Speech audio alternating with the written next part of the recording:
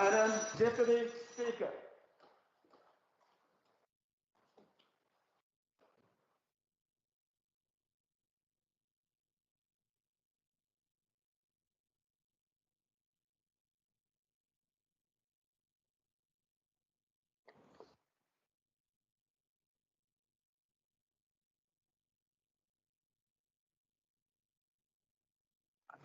Let us pray. Almighty God, where you have called us to govern this province, we ask your help to make decisions and laws that will be just and will promote the interests of the people. Almagtige God, ons bid dat u gedurende ons vergaderings ons die nodigheid wysheid sal gee en ons motiewe suiwer sal hou en dat u ons sal help om ons tekortkominge te oorkom en al ons besluite aan u op te dra. Siklele lizwe letu nabantu balo omasile ukulunga kwipondo letu. Nkosi sikelele I Afrika kina abantuano bayo kokela inkokele zayo inike ukolo I Afrika. All this we beg in your holy name. Amen. You may be seated.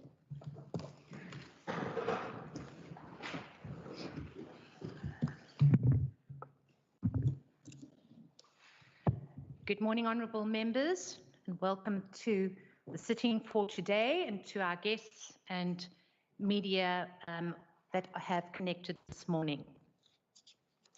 Before we proceed, I would like to remind members about some of the logistical arrangements for today.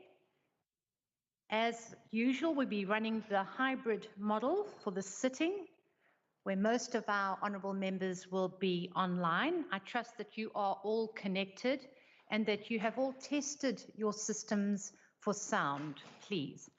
In terms of Rule 1A of the standing rules, all our members in remote attendance by electronic means, and our sitting today will be conducted in terms of standing rules and directive issued by the Speaker on the 17th of April 2020.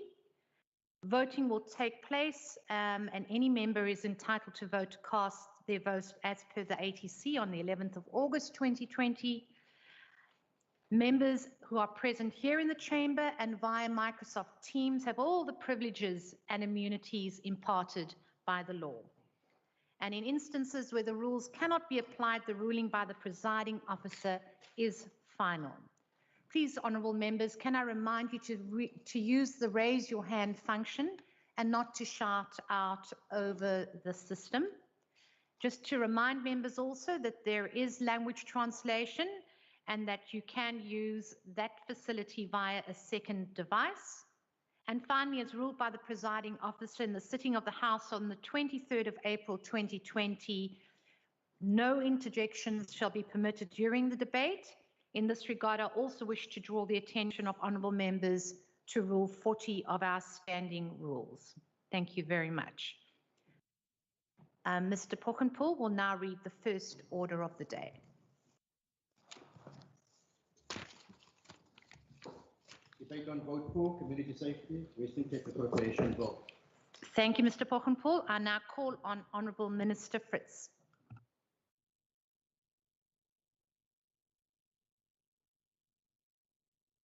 We've titled speech today that we do whatever it takes to make the province a safer place for all, and emphasis on all.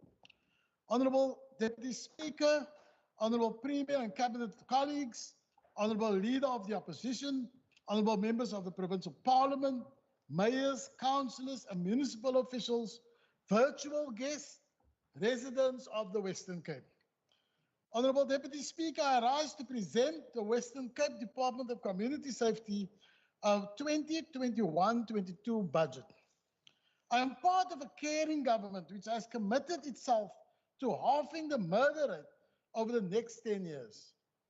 For this reason, my department is going above and beyond its constitutional mandate to ensure that we bring the Western Cape Safety Plan to life. We do this despite working with the context or within the context of a constrained fiscus, and an ANC-led national government being a complete failure, a complete collapse. And I know what I'm talking about. We're in police in that context. We've stepped up because we will do whatever it takes to make this province a safer place for all who live in it.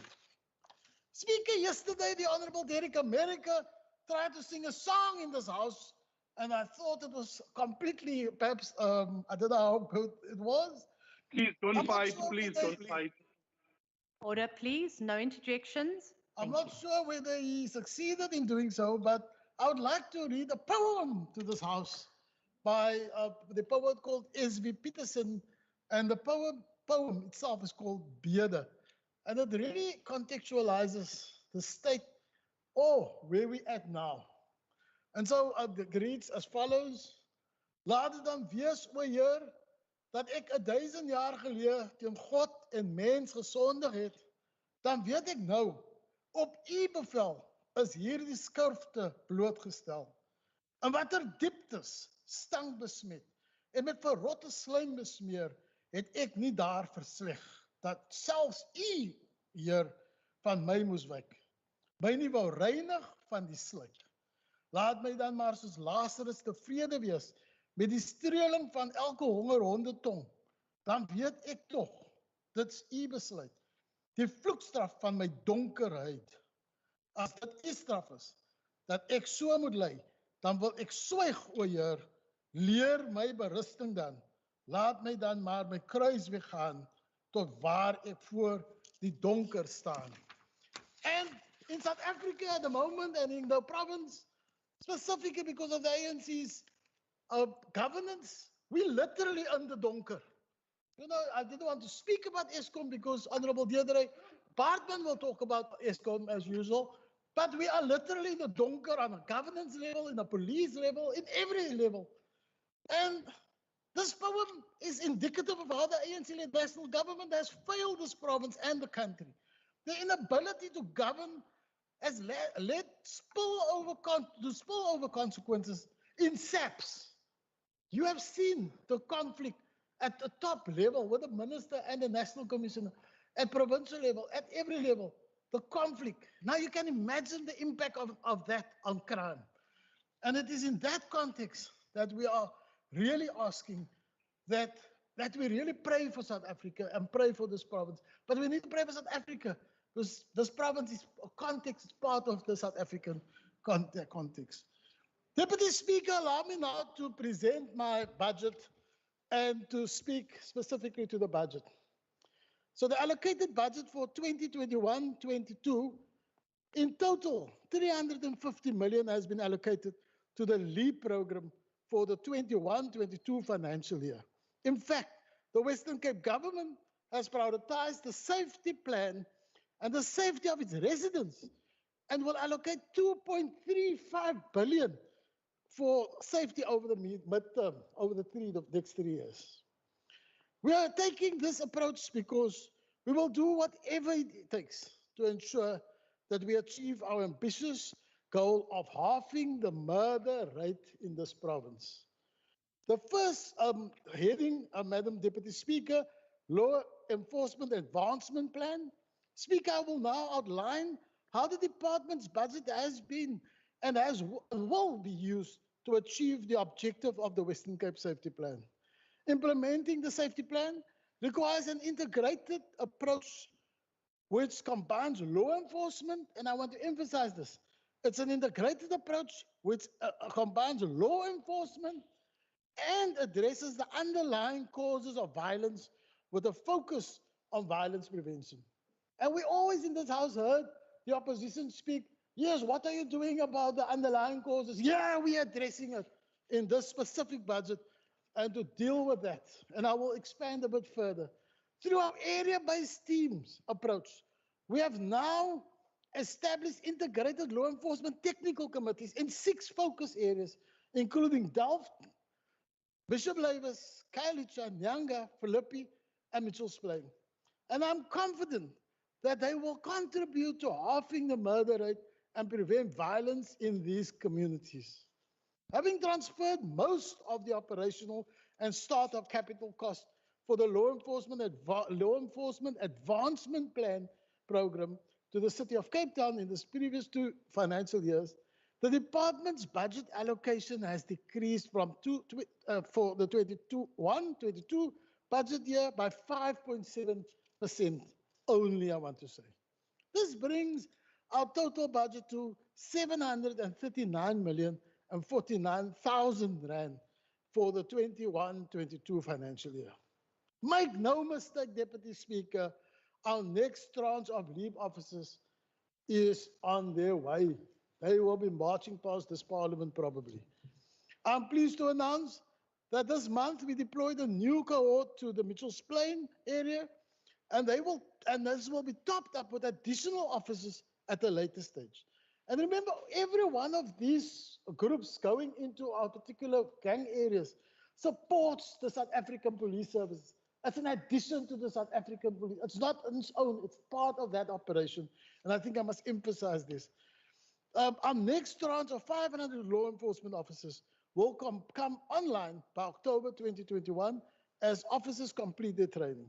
This tranche will benefit Kraaifontein, Harare, Mufuleni, where we saw 6 people murdered the day before yesterday, and Gugulethu as part of the new 500.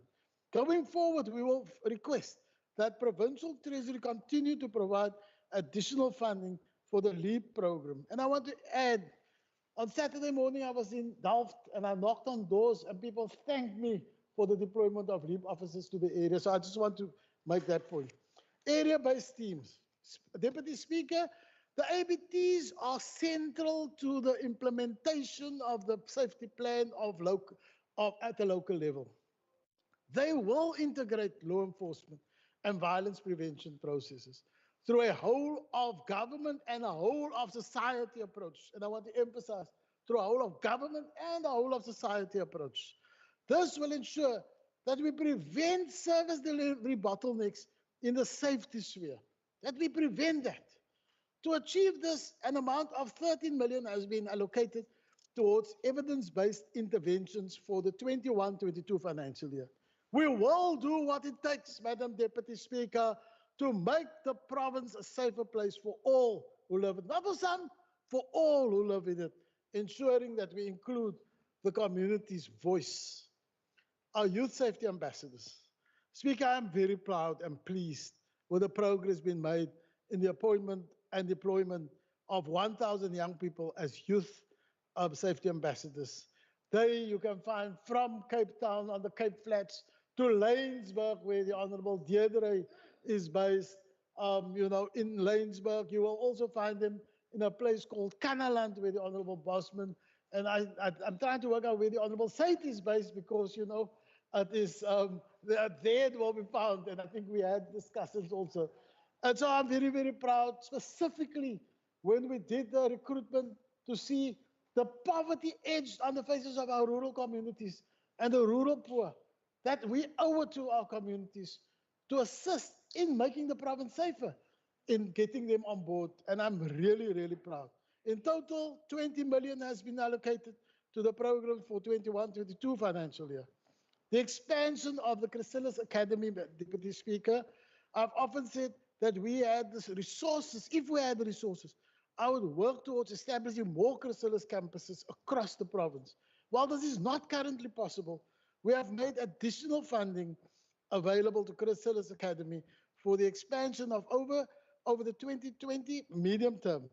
To this end, 7.3 million of the Chrysalis 25.8 million budget has been earmarked for the growth of its modular program. And I think that's absolutely great news. Our neighborhood watches, Madam Deputy Speaker. For the 21-22 financial year, we have earmarked 5.6 million for the professionalization, accreditation, retraining, and resourcing of neighborhood watch structures. To date, 322 neighborhood watch structures across the province have been formally accredited, of which 107 have been approved in the 2021 financial year, the last one. My department has also facilitated 41 training sessions for basic training, first aid level 1 training, basic firefighting, meeting skills, finance for non-financial managers, and conflict management and mediation training with accredited neighborhood watchers. And all those training, specifically the mediation training, has proven so powerful and so, so valuable because they can preempt the kind of conflicts in many of the communities and stop the conflict, resolve the conflict. Our community police forums is the next meeting. Speaker, Deputy Speaker, we highly value the contribution of our CPFs in making our community safer. We are engaging with our CPFs at the electoral agents on the restructuring of our department's programs. The department's operational focus will be on capacitating and supporting CPFs in the ABT trainings, in the area-based teams areas. They will form part of the 13 million allocation of the area-based teams. Speaker, we are making progress on the completion of the CPF's electoral AGMs since the moratorium on CPF's elections was lifted by SAPS. Currently, 128 of the 151 CPF AGMs have been completed. I look forward to the completion of the AGMs and working closely with our new CPFs as they form a pivotal part of community police relationships. Western Cape Ombudsman, in exercising our constitutional mandate to conduct oversight over the SAPS, we continue to support the Western Cape Police Ombudsman. Having said that, the Western Cape Police Ombudsman remains an independent entity, which plays a crucial role in addressing police inefficiencies and promoting positive relationships between the South Africa Police Services and communities they serve. In total, 10.3 million has been allocated to the Western Cape Police Ombudsman for 21-22 financial year. Amendments to the Western Cape Liquor Act. Speaker, we are amending the Western Cape Liquor Act because we know that there is a significant correlation between alcohol abuse and violence. I'm pleased to announce that we are further making steady progress in finalizing the alcohol harms reduction strategy. The amendments are informed by two key objectives. The first is to reduce alcohol-related harms, and the second is to ensure the Western Cape Liquor Authority can regulate the industry. And I really mean effectively regulate the industry. This will be done by introducing the process within the Western Cape Liquor Authority to enforce greater compliance on the part of license holders.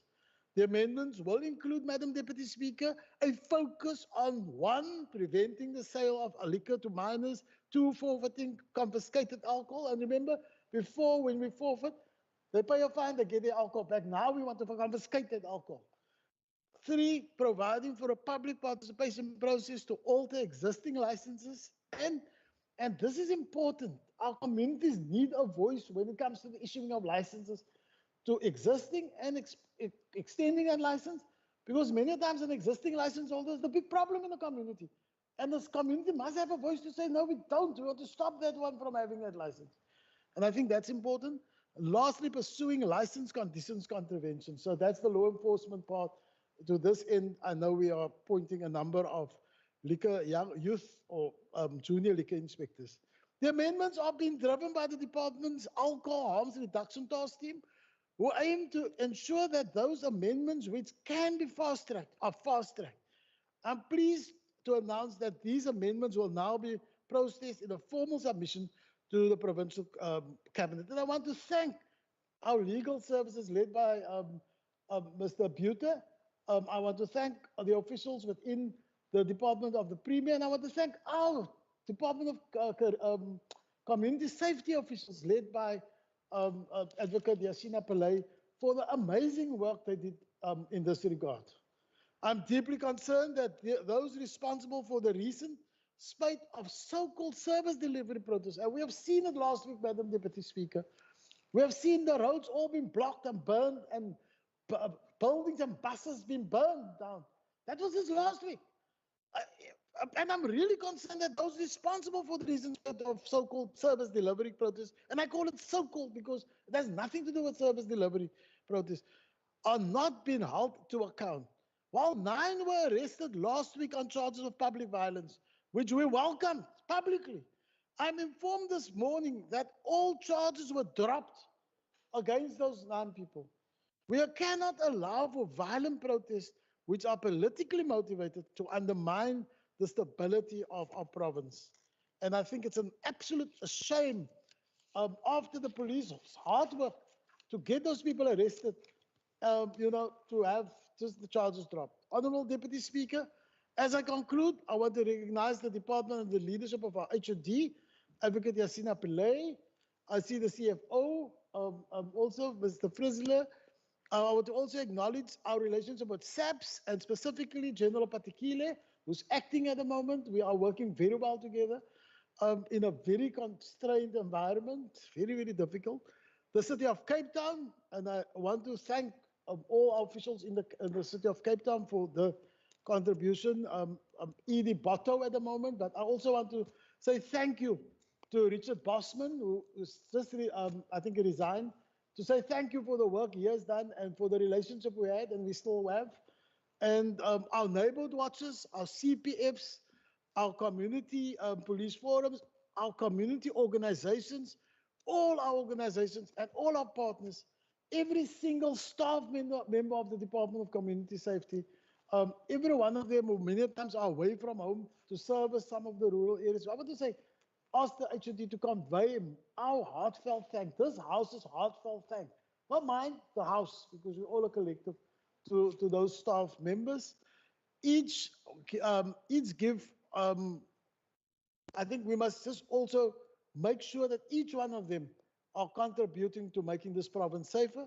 I look forward to working closer still with these partners because we do whatever it takes to make the province a safer place for all. I thank you, Madam Deputy Speaker. Thank you, Honourable Minister. I now recognise Honourable Kama. Thank you, Deputy Speaker. I think it keeps on repeating me. I think there might be a mic that is on in the house. We've just switched it off and we can hear you loud and clear. You may proceed. Thank you very much, Deputy Speaker.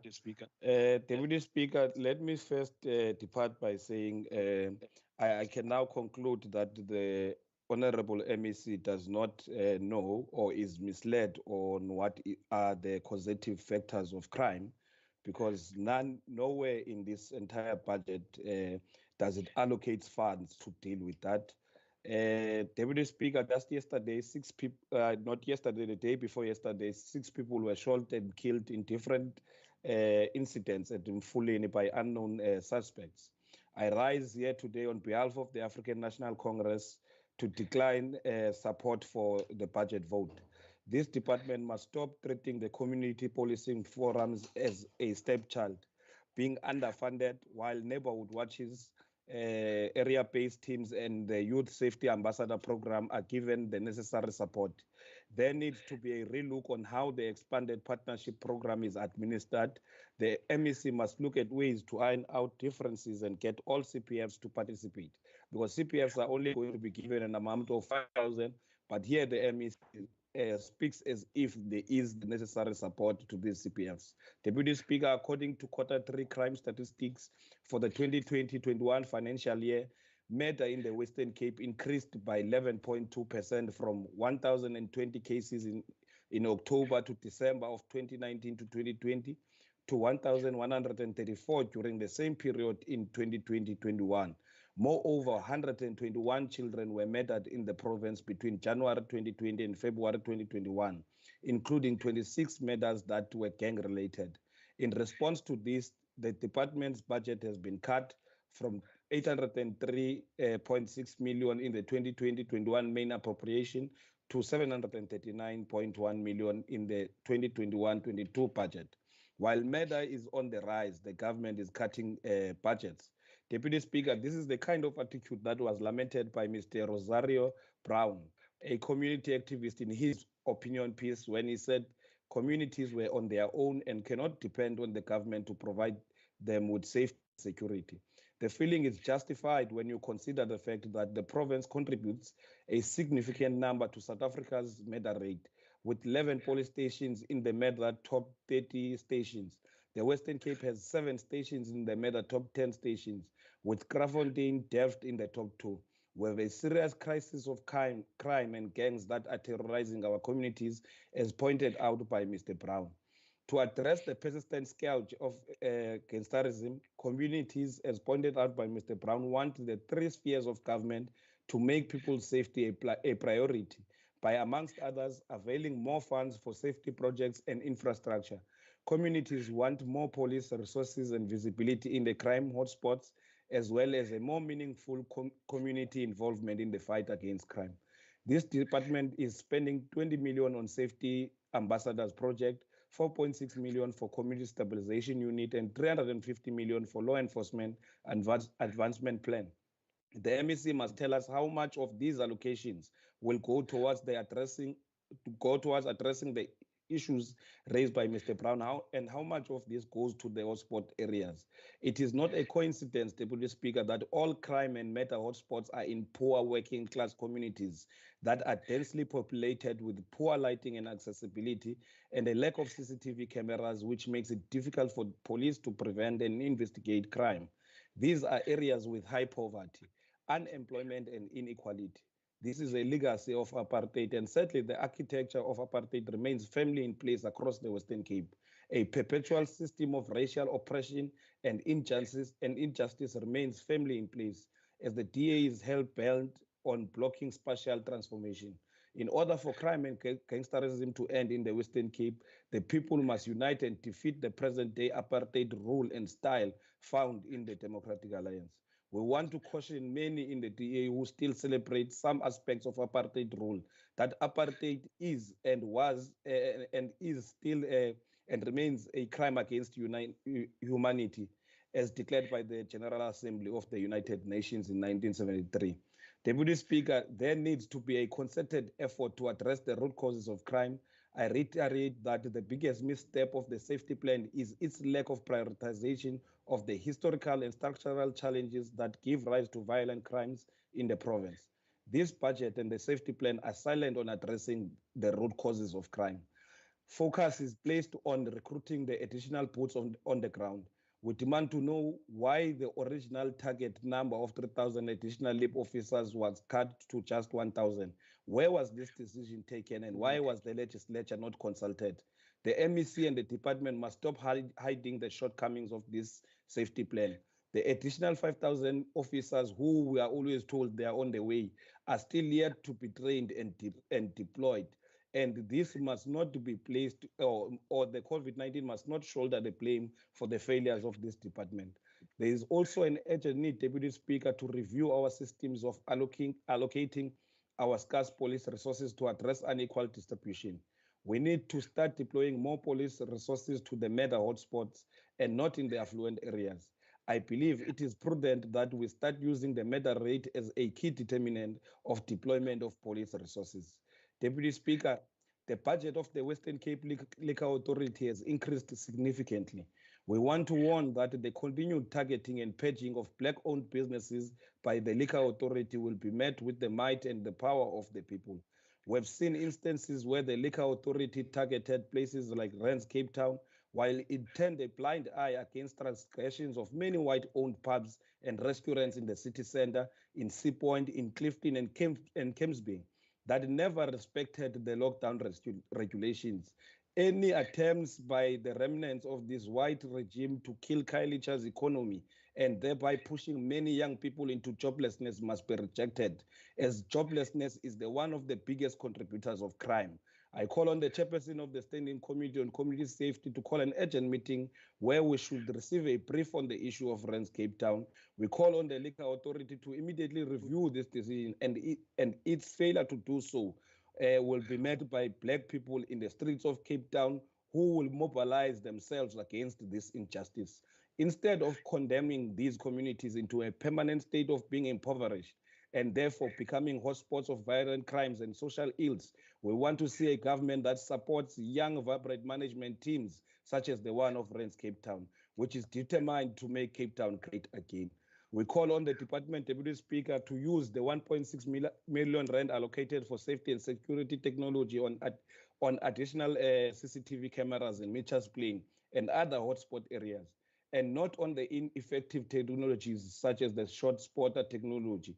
We reject the department's bias in its operations, as Metro receives 357 million in transfers, while Category B municipalities receive 4.8 million and Category C municipalities receive 11.6 million. When will the municipalities get funds to recruit LEAP officers? When will the review of the Western Cape Safety Act to expand the investigative powers of the Ombud be completed? The ANC rejects this budget. Thank you, Deputy Speaker. Thank you very much, Honourable Kama, and for being exactly on time. I now call on Honourable Kleho. Thank you, Deputy Speaker. The Western Cape remains an unsafe province with no plans whatsoever, progressively so, on how to address and deal with the issues of crime. The province now thinks that the appointment of 1,000 youth safety ambassadors and paying them stipends, which are close to nothing, will all of a sudden reduce crime in this province. Of late, money continues to be allocated to the so-called safety plan in the name of creating safety communities. But so far, this is not producing any results. The minister even goes to an extent of wasting this money to the so-called community police relations, which we know very well it will never work. The police in this country and in this province operate under the system which teaches them to only serve the interests of white people. Such a system stems from colonial and apartheid times. Hence the reason they will take hours to respond to calls from black communities and informal settlements. The recent killing of our people, 6 of them in the area of Mfuleni, is a clear sign that the safety plans by this department are not going anywhere near servicing the people in poor areas, in particular our black townships that are always being abandoned as far as the plans of this department are concerned. As the EFF will reject this plan, this budget, as it has no bearing in ensuring that black people remain safe and protected under the current leadership of the current minister. So as the EFF will reject this budget, it is entirety. Thank you very much, Deputy Speaker. Thank you, Honourable Kleho. I now call on Honourable Christians. Thank you, Deputy Speaker. Deputy Speaker, the ACDP supports vote for. Minister, as you know, I'm familiar with the role of your department. It's an oversight role. But with the LEAP program, you have embarked to assist SAPS to combat crime due to a lack of SAPS resources. Minister, since the deployment of the LEAP officers, what is the impact of the officers reducing crime? Secondly, we still have gangs running rampant, killing innocent people in our communities. With the LEAP officers being deployed in hotspots, what is the success with the confiscation of illegal guns and ammunition that is freely available in our communities? How many illegal guns and ammunition has been confiscated by the LEAP officers? Minister, gangs are running rampant and something must be done. Innocent people are killed on a daily basis. Is the LEAP officers making a difference? I thank you. Thank you very much, Honourable Christians. I now call on Honourable Bruncase. Thank you, Deputy Speaker. I'm covered. Thank you very much. Noted. Thank you, Honourable Member. I now recognise Honourable Allen. Sorry, Deputy Speaker, my hand was up. Ricardo Mackenzie. My apologies, Honourable Mackenzie. What's your point of order? Deputy Speaker, I deliberately didn't stop the member earlier on to listen to the clip on YouTube now. I wanted to listen to what Honourable Kama said and make a ruling of this matter where he threatened the Liquor Authority and promised to go to the streets on a specific topic. I will give you the exact timing when he said it. And like I said, I deliberately went to listen to the YouTube clip before I called this matter to order. I really want you to listen to that and make a ruling on that, please, at the next sitting. I will revert to Hansard and I will report back at the next sitting. Thank you, Honourable Mackenzie. You may proceed, Honourable Allen. Thank you, Deputy Speaker. Deputy Speaker, growing up on the Cape Flats in Mitchell's Plain, I am acutely aware that it is very difficult for individuals to reach their full potential and to take advantage of opportunities if they constantly live in fear. The Victims of Crime survey published by Stats South Africa in 2021 showed that 1 in 3 households avoid going into open spaces unaccompanied because of their fear of crime. The survey went on to say that almost 1 in 4 households would not allow their children to play unsupervised by an older person. Speaker, only 14% of households felt safe to walk around in their area in the dark. This is the height of what it feels and look like to be constrained. When crime is a constant constraint to an individual in pursuing their life goals, social cohesion and economic development in communities remain a pipe dream.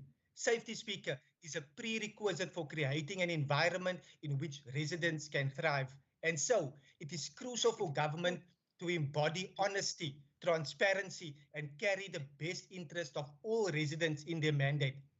This is reflected, Deputy Speaker, by the Western Cape government, a government that ensures that the taxpayers' money is spent for the benefit of the people and not just the connected few. But we cannot allow, Deputy Speaker, for criminal activity to continue tearing apart the fabric of our communities and poisoning the national psyche. The web of terror that crime throws over residents is so strong and far-reaching that it is possible to say that every South African has been constrained by it. The lives, Deputy Speaker, of many talented and committed South Africans have been lost. During the 2019-2020 financial year, more than 900 children were murdered across the country. Many residents are deeply traumatized as a result of crime. Many residents have lost trust in the very institutions that are supposed to keep us safe. And without doubt, Deputy Speaker, what is absent in the state of policing in the province is the addressing of inefficacies by the lead police agency, which is mismanaged by the National Police Minister. Misconstruing facts, as attempted by the ANC here in the Western Cape, undermines the crisis we have with policing inadequacies and diverts attention away from the responsible authority. And with tremendous regret, Deputy Speaker, this comes at the cost of the safety of every resident in the Western Cape. Deputy Speaker, but there is hope.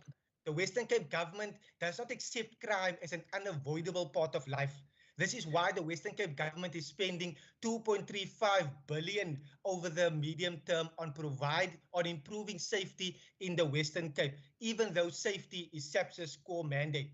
Deputy Speaker, we must supplement resources in priority crime areas and public spaces, as the lack of policing in the province is a proven recipe for criminal activity. We thus welcome the 750 million rand over the medium term for the deployment of 500 additional law enforcement officers for the high crime areas. Effectively, that this government, along with the city of Cape Town, will add more boots on the ground in every priority crime area. Again, Deputy Speaker, leading from the front in the absence of political will and incompetency from the National Minister of Police. Deputy Speaker, 4.7 million over the medium term is set aside to strengthen area-based team in high crime areas. This will consist of representatives from the Western Cape government, the City of Cape Town, and the South African Police Service, working together with external partners to implement area-based crime solutions in the Western Cape. Furthermore, Deputy Speaker, we must remain cognizant that high youth unemployment levels in many young people are increasingly, which leads to many young people increasingly becoming susceptible to engaging in criminal activities. From the place of sheer desperation, gangsterism is thus fueled. For this reason, and from a crime prevention point of view, we welcome the 23 million over the medium term to expand opportunities for youth at risk in high crime areas. This will give young people who live in tough neighborhoods the opportunity to attend the Chrysalis Academy. Deputy Speaker, to ensure that the department meets its outcomes indicator and reduce the murder rate by 50% over the next 10 years, the department has adjusted its budget as follows. The recruitment, training, and deployment of 1,000 youth, women, and differently abled persons as violence prevention practitioners under the Youth Safety Ambassadors program, as well as the leadership of the area-based teams. Secondly, Deputy Speaker, in collaboration with district municipalities, the department seeks to review and align grassroots safety plans, including the work of LEOs to improve responsiveness in crime fighting initiatives to improve urban design and build social cohesion. This is conducted through the joint district and metro approach, a geographical district, metro, and team-based, citizen-focused approach to provide government services with an outcome of improving the living conditions of citizens in the Western Cape, which is in line with the Western Cape government safety plan. Deputy Speaker, the department will further continue to establish and support existing K9 units in targeting municipalities. Last year, I attended the launch of the K9 unit in Mauriceburg within the West Coast District Municipality, and we've already seen the success of the unit. Their work is critical to curb drug and alcohol-related harms, and I'm delighted that the unit will continue to grow and assist law enforcement officers to track down and convict perpetrators and ultimately improve the safety of residents in the Western Cape. Deputy Speaker, I further welcome the continued work of the Western Cape Liquor Authority, despite the ANC's veiled threat today by blatantly stating that the Liquor Authority will be met with the full might of the people. Deputy Speaker, the allocated budget of community safety in the province is an amount of just over 339 million for the 21-22 financial year. As chairperson of the Standing Committee, I commit to holding the department to account for all these pledges, how the funds are utilized, and the comprehensive details further outlined in the annual performance plan. Together with the Standing Committee, we can make sure that we play our part in reducing crime, especially violent crime in the Western Cape. Deputy Speaker, turning to the opposition here in the Western Cape, we note persistent efforts by the ANC to deflect blame to the city and provincial governments for the high levels of crime. This is while the Western Cape government and the city of Cape Town, which have taken a seat at the table to drastically reduce crime as trust dwindles in the SAPS.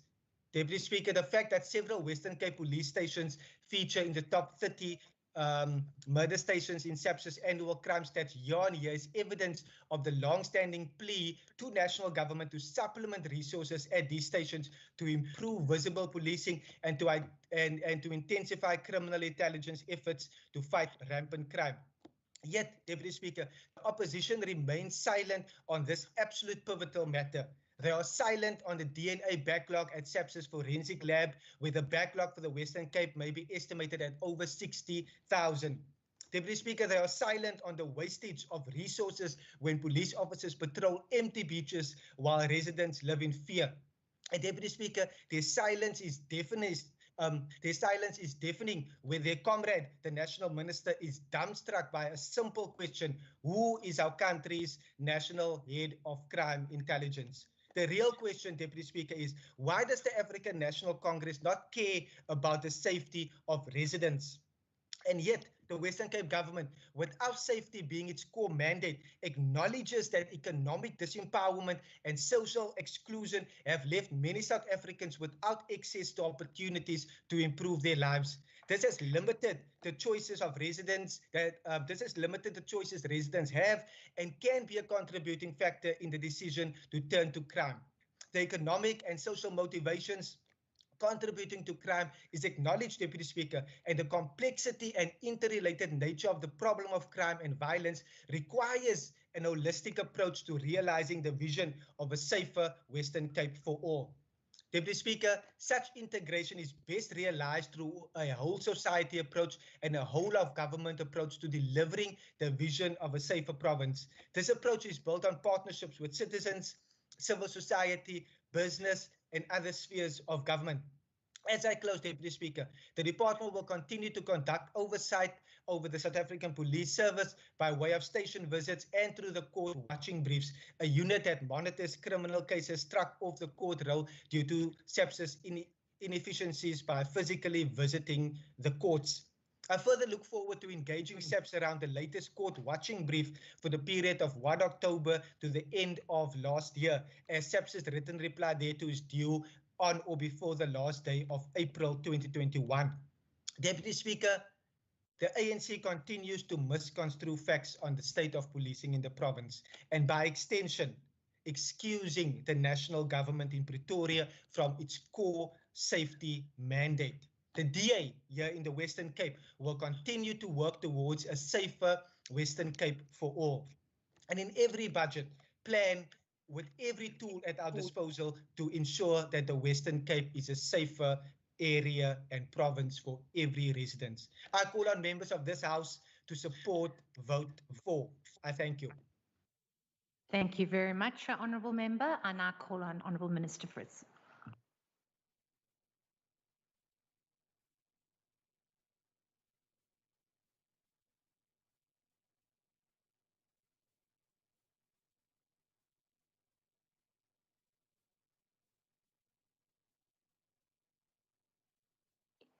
Yes, thank you for the leadership that he has provided to the whole committee.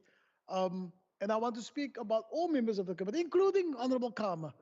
You know, remember in Parliament, he just says the stuff, but when we're there and when we speak, you know, he support all our efforts. So I just really want to say thank you to the chairperson, thank you for the committee, and for the kind of activism and accountability that they hold us to, that we need to be accountable to them. And I want to completely concur with the Honourable Alan for the issue around, and I think all of us who grew up in places on the Cape Flats, we know the organic nature of gangs, and we know of the impact of violent prevention programs in those areas. And therefore, the ABT is so important to me, because if young people in specific areas like the Cape Flats, Gugulethu, Nyankakalicha, and Manenberg, you know, Lavendale, if you don't get an alternative to go to, if you don't have something, then you join the gang. Then the gang, because the gang is this glamorous thing with big chains. But if there's a pastor, if there's a reverend, if there's a youth leader, if there's a program like the Safety Ambassadors, and you get an opportunity to join that, it takes you away from, you know, the gang attraction. Because the gangs are minorities in our communities. That he knows. They are small minorities, but they are tempting minorities. And so the majority of people are still good people on the Cape Flats. The majority of people are great citizens. And when it comes to elections time, we'll see it. You see how they will still vote for parties that come up with practical alternatives, not irrelevant parties. That's completely irrelevant in the city. I mean, like, I think the Honourable Kama's party, with respect, I say that. But, and I want to emphasize, I want to say thank you to, and I'm sorry, Honourable, through you, Speaker, sorry, Honourable Said, but, you know, your parties are largely irrelevant. I want to also say to the chair that, to the Honourable Kama, that they're having tomorrow, our department is doing an extensive presentation around all of the issues, and he must please attend and listen carefully to the presentations. I'm unfortunately in cabinet tomorrow, where I must do the safety I report on the safety of the province. So, but I mean, you must please listen and carefully listen to be a workshop tomorrow at the standing committee, and it would be good for him to be able to, you know, to learn more, because I think, you know, Parliament, this is but in his heart, he knows the work means something to people on the ground. I just quickly want to also mention that in the district municipalities, Deputy Speaker, we will continue our relationship with the district municipalities. And in that regard, we fund for safety plans. Now, the first phase was safety plans. The next phase is now, where are those safety plans? What are the implementations? What is your farm watches, your neighborhood watches in rural areas, on farm workers, the safety of farm workers? And it includes the transportation of farm workers on trucks that's not safe. That's all safety. And in that regard, I work very closely with the Honourable Madikizela and Minister Meyer. I just want to emphasize that.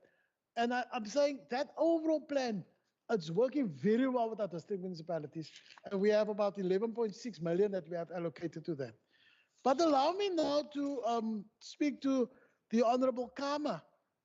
You know, and you know what is very, very unfortunately low is the issue around playing politics with safety, specifically when you have the CPFs on the one hand, and you play it against the neighborhood watches, and they fuel the conflict that we're trying to resolve between the neighborhood watches and the CPFs.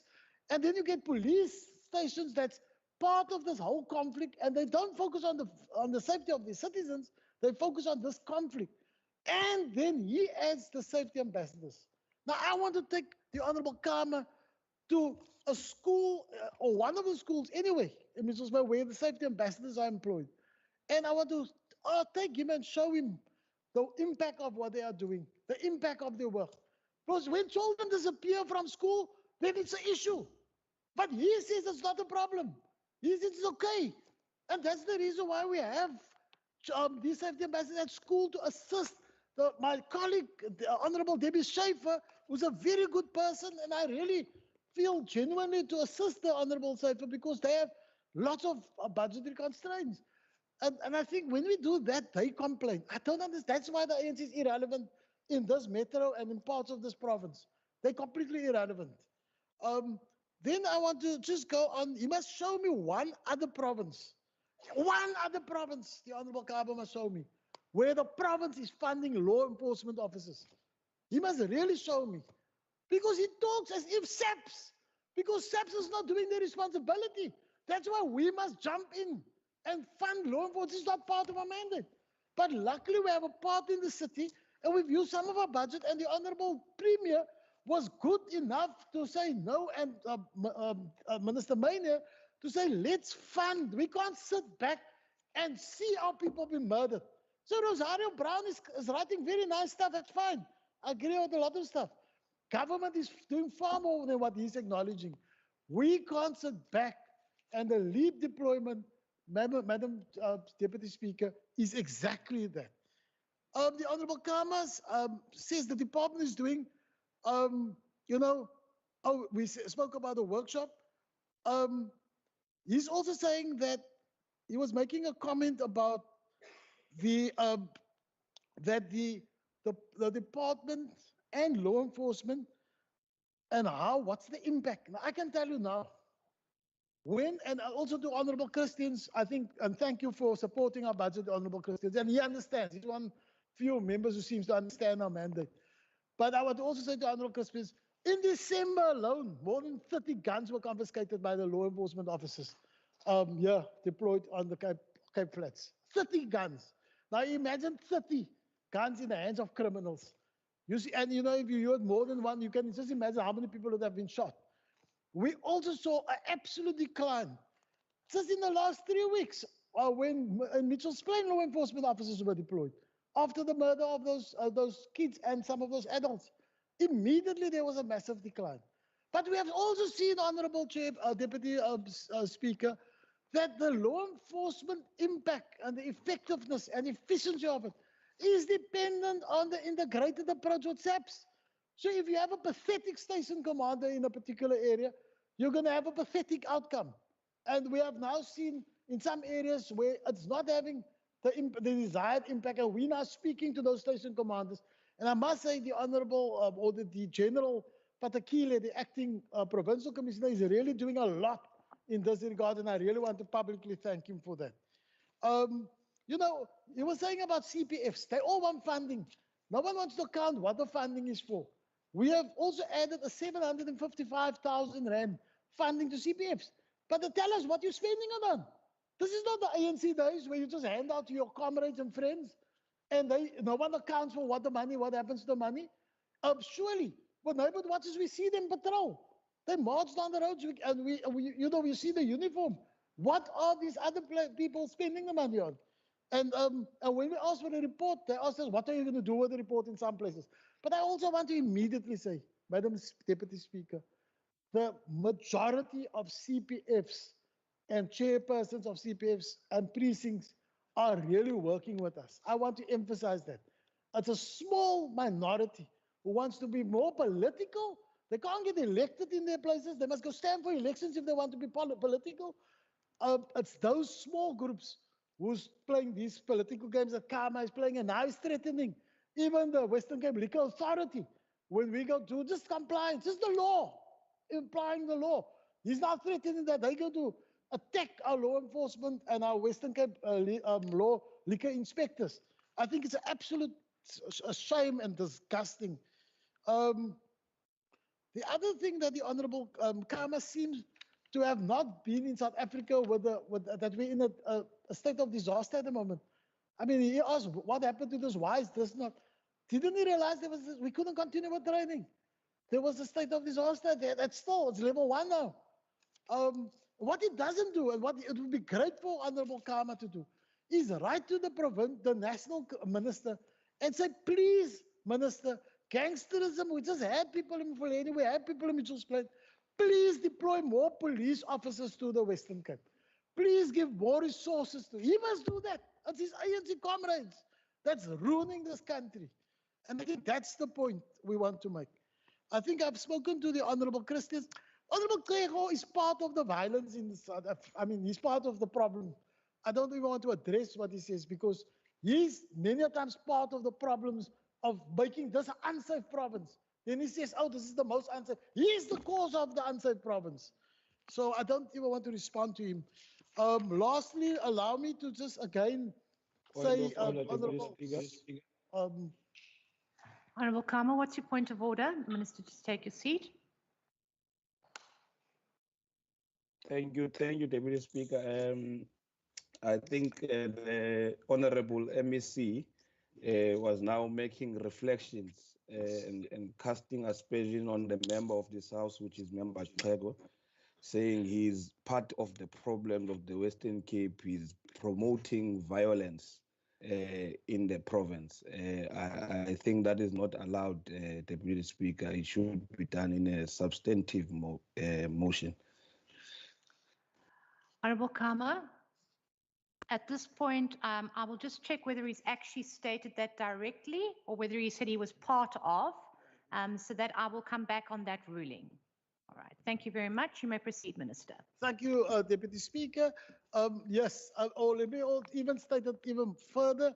The party, the EFF, is a big part of our problem in terms of stability in this province and of stopping the violence. They don't stop the violence, they cause the violence.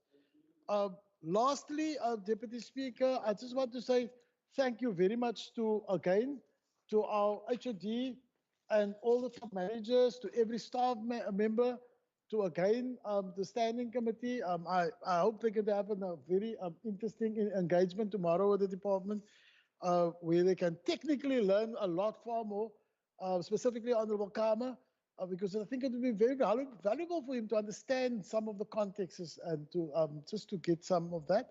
And I also want to finally say thank you to the Premier and to my colleagues, in the cabinet, for running a good ship, for running and keeping that ship on. Even when the storms are coming, and we saw the COVID storms are coming, we kept it.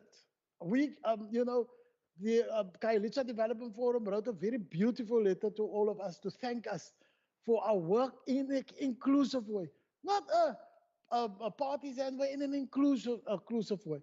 And I want to say thank you for him for that kind of leadership. I also want to say to members of the opposition, for those who are very positive and constructive in the engagement, I want to say thank you. Continue to engage us. That's our job. We're not ministers for one party, we're ministers for everyone in this province. Thank you very much, Deputy Speaker. Very much, Honourable Minister. That concludes the debate on this vote. Mr. Pochenpoel will read the second order of the day.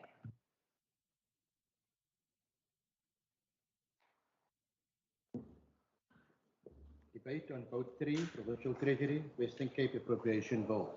Thank you, Mr. Pochenpoel. I now recognize the Honourable Minister Mania.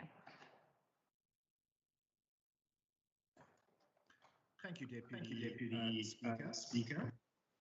2 weeks ago, we tabled a budget for hope, which is a budget that provides hope because it supports job creation, because it builds safer communities, and because it delivers well-being in the Western Cape. And of course, it is a budget that provides hope because it supports our plan to defeat COVID-19, which is destroying lives and which is destroying livelihoods in the Western Cape.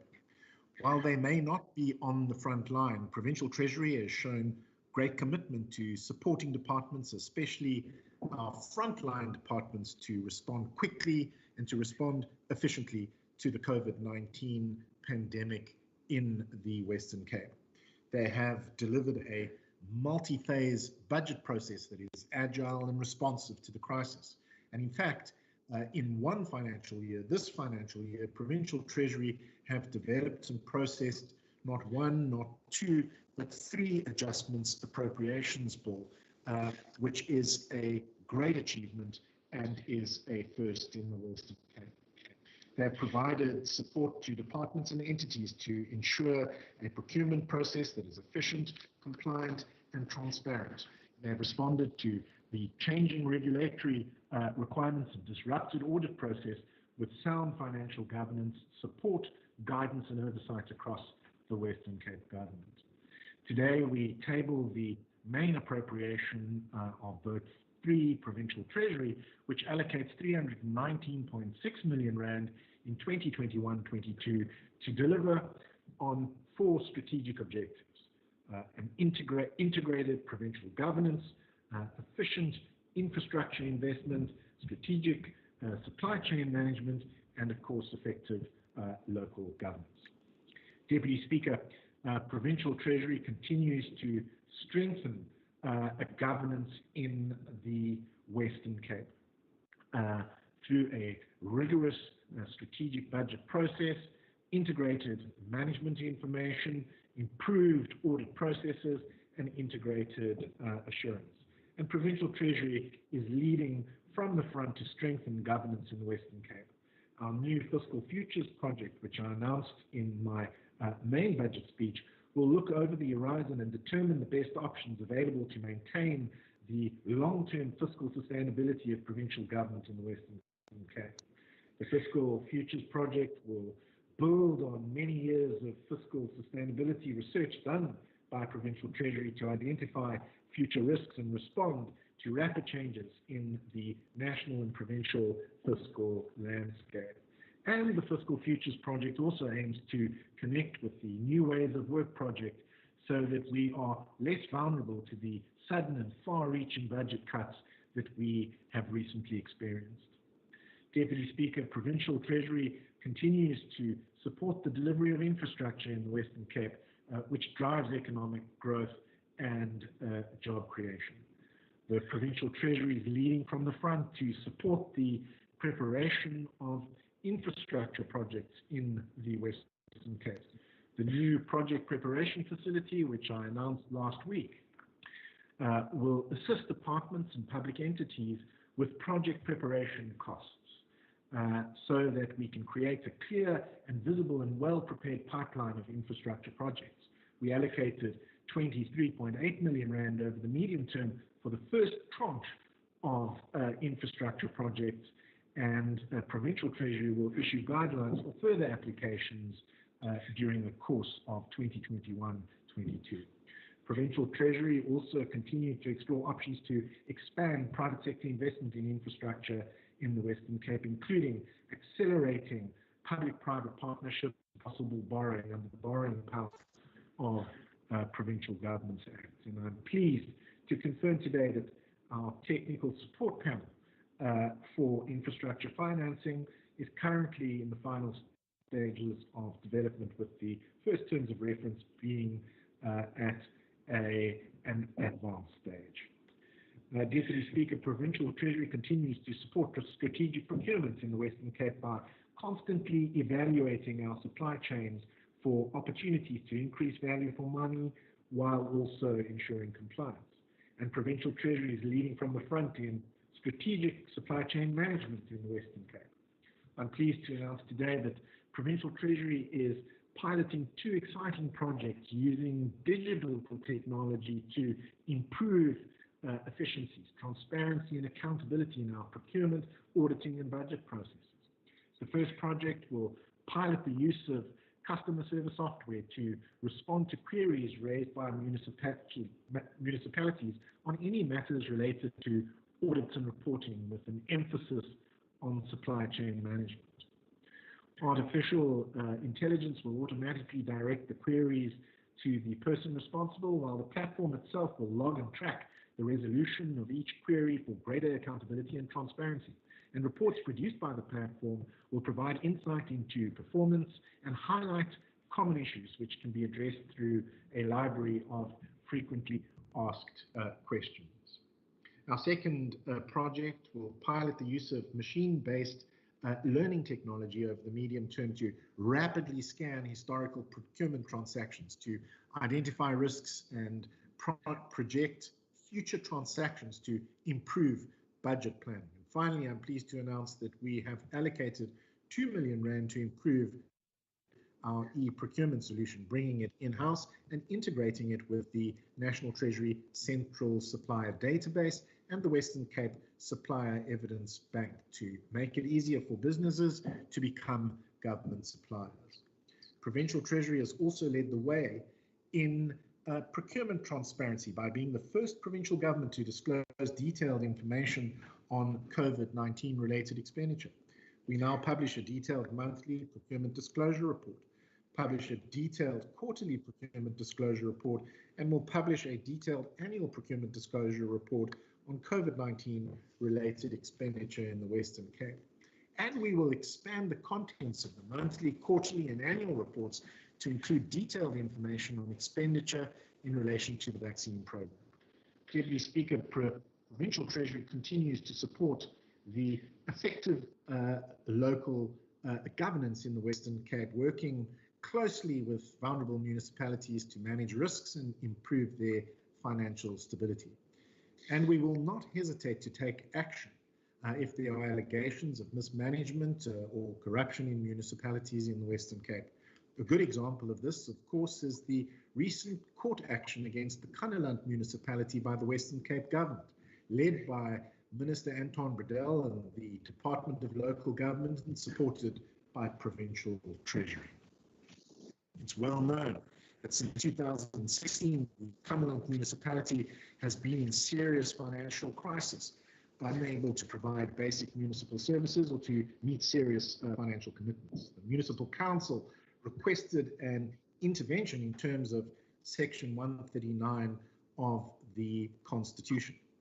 However, at the end of last year, a change in municipal leadership led to an attempt by the municipality to terminate the Section 139(5) intervention and remove the administrator from office, undoing the good work done to improve fiscal stability in the municipality.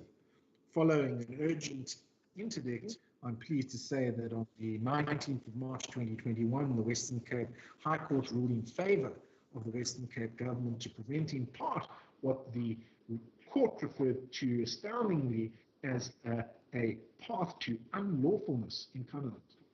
The Provincial Treasury is also working closely with vulnerable municipalities to assist them to turn around their finances before they run into financial difficulties. Deputy Speaker, during the past financial year, 2 municipalities were assisted to successfully correct unfunded budget, and a further 2 municipalities have been assisted to develop detailed budget funding plans that will enable them to adopt funded budgets in the future. The Provincial Treasury also continues to support all municipalities in the province through technical and strategic engagements and through advice on their individual budgeting, accounting, and supply chain challenges. Deputy Speaker, in conclusion, I am always impressed by the professionals, the dedication and the innovation of the Provincial Treasury, who are our behind-the-scenes heroes. So I would like to thank Provincial Treasury's head official, David Savage, and Team Finance for their fantastic efforts to deliver a third adjustments budget alongside a main budget, which is a budget for hope because it supports our recovery, it supports the fight against COVID-19 in the Western Cape. I thank you. Thank you very much, Honourable Minister. I now recognise Honourable Nkondlo.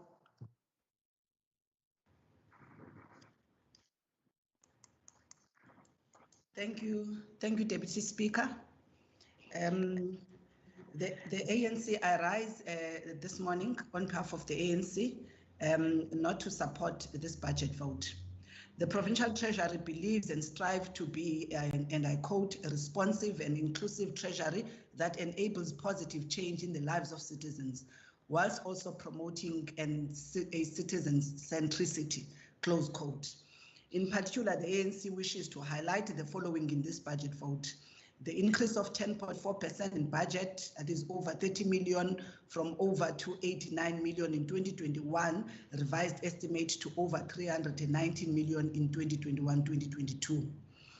The over 4% increase in the budget for the Office of the MEC, this is increase pertains particularly to the external bursary program. Over 2 million being budgeted for the training of Treasury staff, a total of over 34 million budgeted for consultants, almost over 1,000% increase in the budget for travel and subsistence in this economic climate. While the common accounting excuse is that there is not really an increase, but a mere reverting back to former year estimates, we must be able to ask whether a paradigm shift of cutting the fat and leaving out the gravy has taken place within the provincial government. Minister, in your budget speech, you told us that you continue to explore options to expand private sector investment in infrastructure, including accelerating public-private partnership and possible borrowing under the Borrowing Powers of the Provincial Government Act. Whilst what is the latest of the review of the PPP framework that your department has been involved in to enable private sector participation, particularly that is the results and impact driven to deliver the growth, particularly quality growth that ensures distribution of wealth equitably than what we have seen thus far through these infrastructure huge investments. The budget office, the National Budget Office has acknowledged that government had to make hard budget choices. It is therefore important that current budgeting improve socio-economic development indicators. We then find it hard to believe that the Treasury is responsive, inclusive, and wishes to create cohesion when it introduces the economic procurement policy across the provincial government as a replacement to the BBBE Act provisions, so it can divert on fundamental transformation considerations stipulated by this legislation for redress. This also explains why the Treasury does not list this act under the acts and regulations which governs or guides the Treasury. This department has failed over years to ensure adherence of all provincial departments as it relates to adherence to these requirements of the BBBE Act, and instead led the pact to create a parallel process outside of this legislative and regulatory process for public procurement to produce this economic procurement policy. The letter of the BBBE Commission reads, I open quote, therefore, the Western Cape government, through operation of law, is required through the organs of state and public entities to adhere to the provisions of Section 10 for its operations to ensure it has the necessary authorization to execute decisions that fall within this area. It must be noted that BBBE Act does not recognize any exemption or deviation from the requirements of Section 10.1 of the BBBE Act outside the processes set in respective of Section 9(6) and Section 10(2) of the BBBE Act. We await the letter of the Premier where he argues there is communique from the BBBE Commission confirming that provincial departments are declared compliant. For now, it remains a rumor, and we shall follow the Standing Committee on Premier and SCOPA resolutions for engagement with the BBBE Commissioner, including Auditor General, to clarify this non-compliance. Whilst we appreciate the announcement to expand the procurement disclosure report to include vaccine-related expenditure in the Western Cape, we continue to request detail of unit cost so we can ascertain value for money and if the best price was offered to our departments. How did the Masekame Trading 1057 pass the financial oversight of this department, where WCED exempted the supplier regarding SAPRA license, given it was providing goods defined as medical devices as PPE? We join Member Heron in seeking answers from the WCED, but also to yourself, Honorable Minister, how did this expenditure pass through your scrutiny?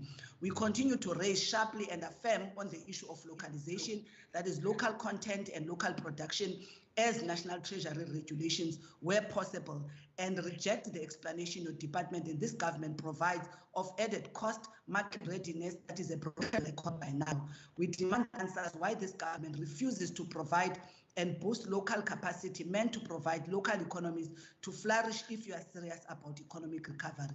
Beyond, as the Financial Fiscal Commission has advised, that 2021 budget in promoting growth and avoiding retrogression of the socio-economic conditions of citizens should be more specific in supporting local demand and localized product procurement in order to support value chains.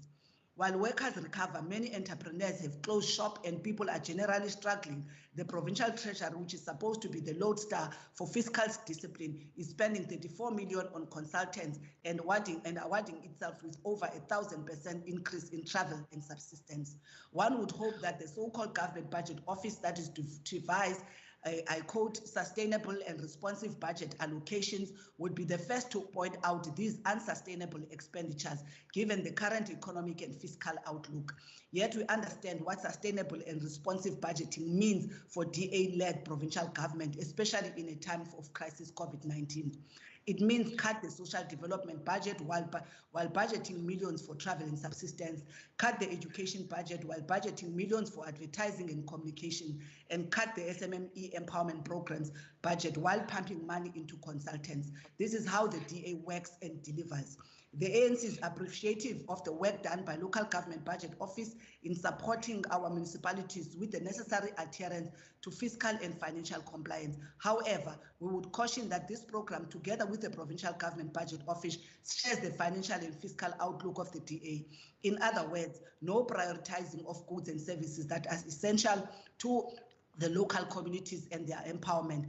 Put differently, we're not surprised that the majority of municipalities are simply replicating the fiscal strategy of this provincial government, ensuring that critical resources remain going to the beneficiaries of the status quo, while the areas which need them the most are starved for the necessary stimulation, and therefore a more segregated development that is concomitant to the apartheid era. Writing for a blog for the IMF, US world-renowned economist Joseph Stiglitz writes, I quote, unfortunately, as bad as inequality had been before the pandemic, and as forcefully as the pandemic has exposed the inequalities in our society, the post-pandemic world could experience even greater inequalities unless governments do something. The reason is simple: COVID-19 won't go away quickly, end quote. This provincial government, through its provincial treasury, promotes and thrives on inequality. We see it in this appropriation bill, and we see it in this budget vote, and the ANC cannot support this budget vote. I thank you. Thank you very much, Honourable Member. I now call on Honourable Makamba Botia. Thank you, Deputy Speaker. Deputy Speaker, the 18.3 million being wasted to support initiatives in the municipalities in order for them to improve their financial governance. Western Cape municipalities are one of the top ones in the country when it comes to irregular expenditure. So money is being wasted in a sphere of governance that is corrupt. What is needed is a proper academic training of municipal officials using their own funds and stricter checks and balance from the Department of Local Government that should always keep checks of them. Only 2.17 million will be spent to assist municipalities to fight COVID-19. Therefore, Deputy Speaker, on those bases, EFF does not support this budget vote. Thank you. Thank you very much. I now call on Honourable Brinkes.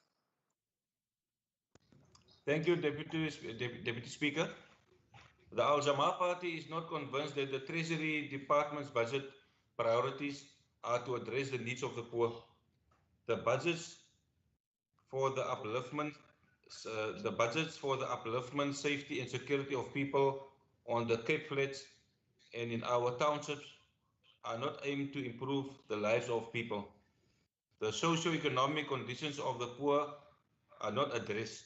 Municipalities, especially in Drakensberg and City of Cape Town, continue to impose the water drip system and disconnection of electricity of those in arrears with accounts without taking into consideration the challenges people have to survive. Treasury should allocate a budget for such cases instead of allowing municipalities to take away the dignity of people. Thank you, Deputy Speaker. Thank you, Honourable Member. I now recognise Honourable Bartman.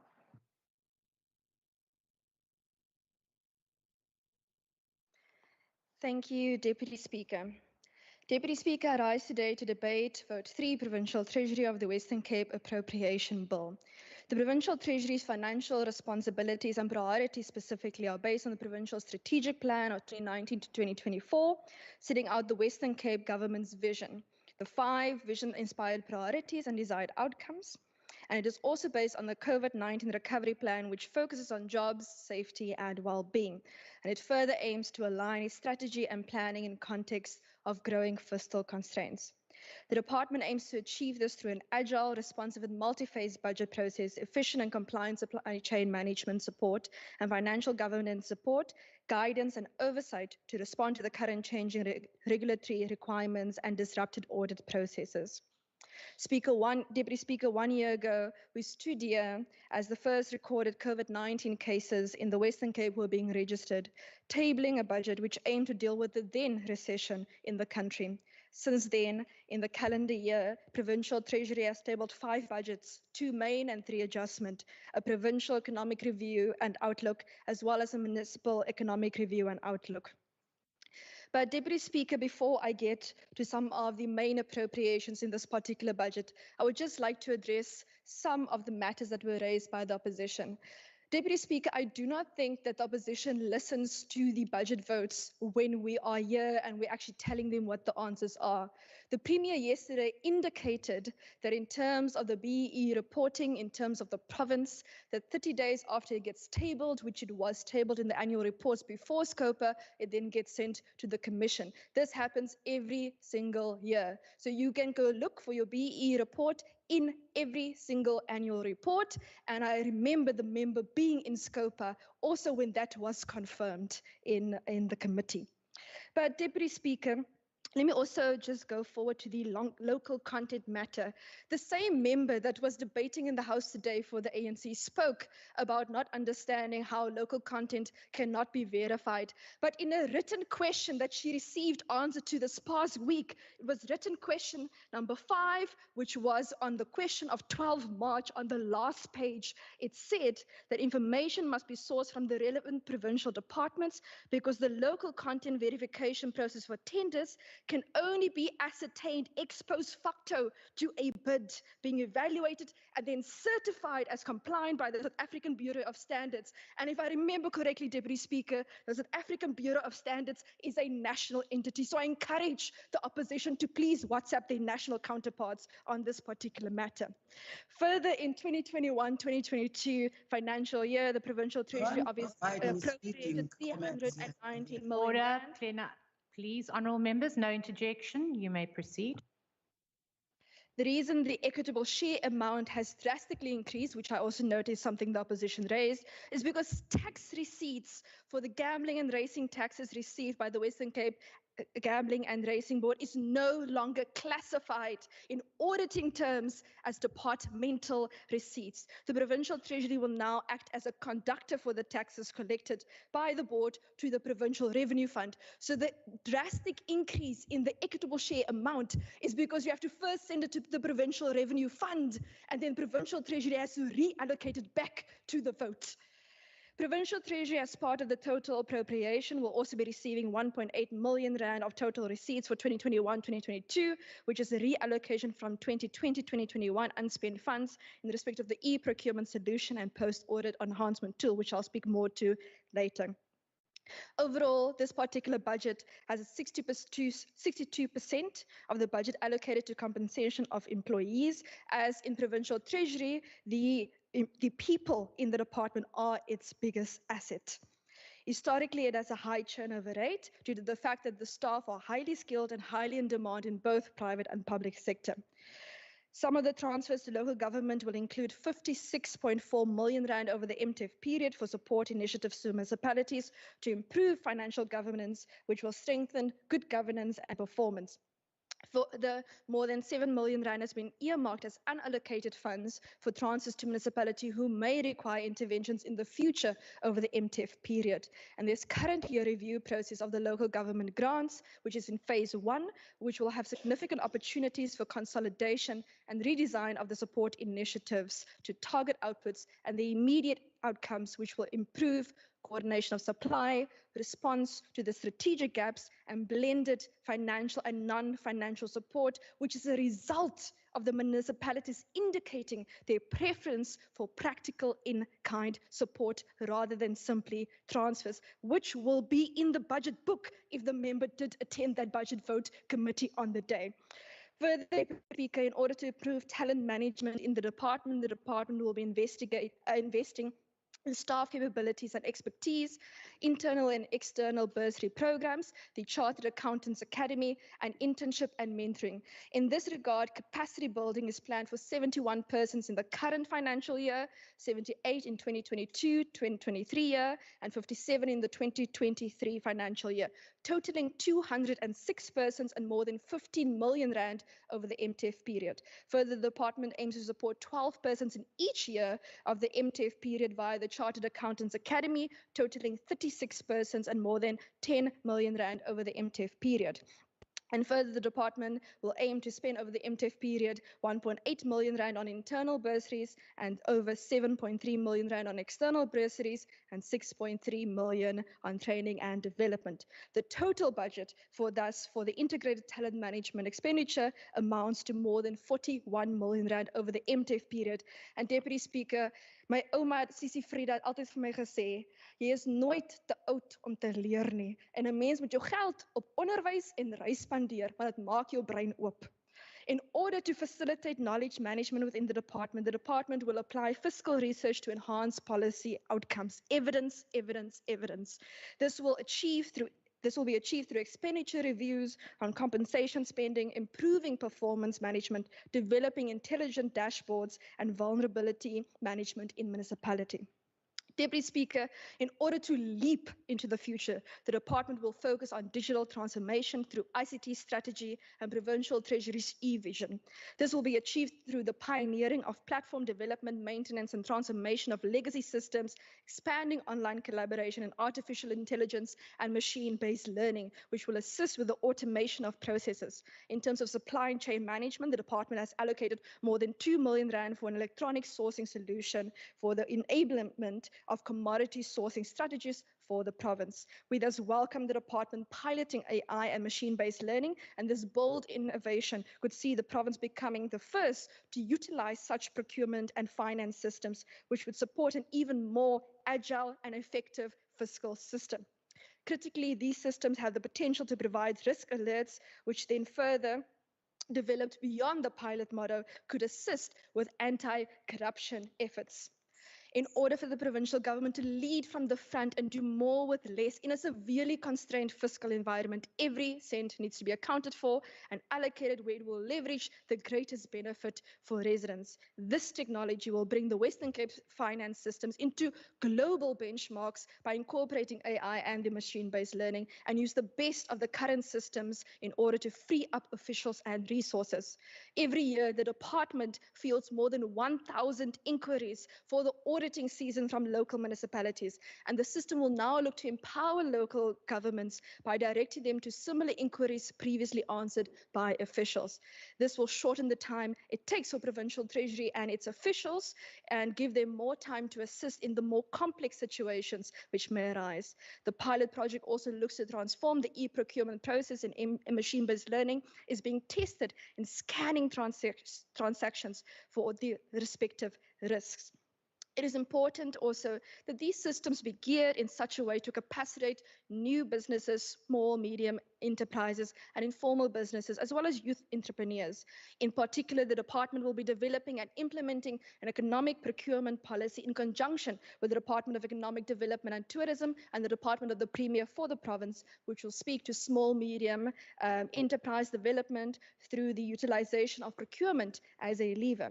Should this pilot project prove to be successful, the Provincial Treasury will look to adapt the model for purposes of each department of the Western Cape government, and this will bring the streamlining of systems online and assist provincial government in its three priorities of jobs, safety, and dignity. And in terms of the South African Constitution, Deputy Speaker, procurement is obviously governed by Section 217. And in terms of this, the organs of state, whether national, provincial, or local spheres of government, or any other institution in terms of national legislation, contracts goods or services in accordance with the system, which is fair, equitable, transparent, competitive, and cost-effective. And I know some countries have construction and work separately, but in terms of authors within the procurement space, it is well accepted that works and construction in terms of our constitution is interpreted as well under Section 217. This is then bolstered by legislation of the Public Finance Management Act and the Preferential Procurement Policy Framework, as well as the Local Government Municipal Finance Management Act.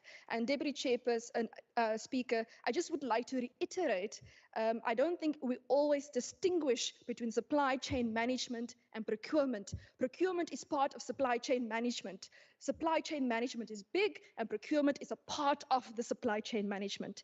The Western Cape already receives the most clean and unqualified audits in the country. With the new pilot in the department, we now need to unpack where the economic balance will lie in terms of promoting the developmental agendas within the province and value for money in line with the cost-effective provision in the Constitution. Internationally, the 2011 revised model law on public procurement by UNCITRAL already recognizes the incorporation of socio-economic policies in a state's public procurement regime. However, each state naturally has different developmental agendas.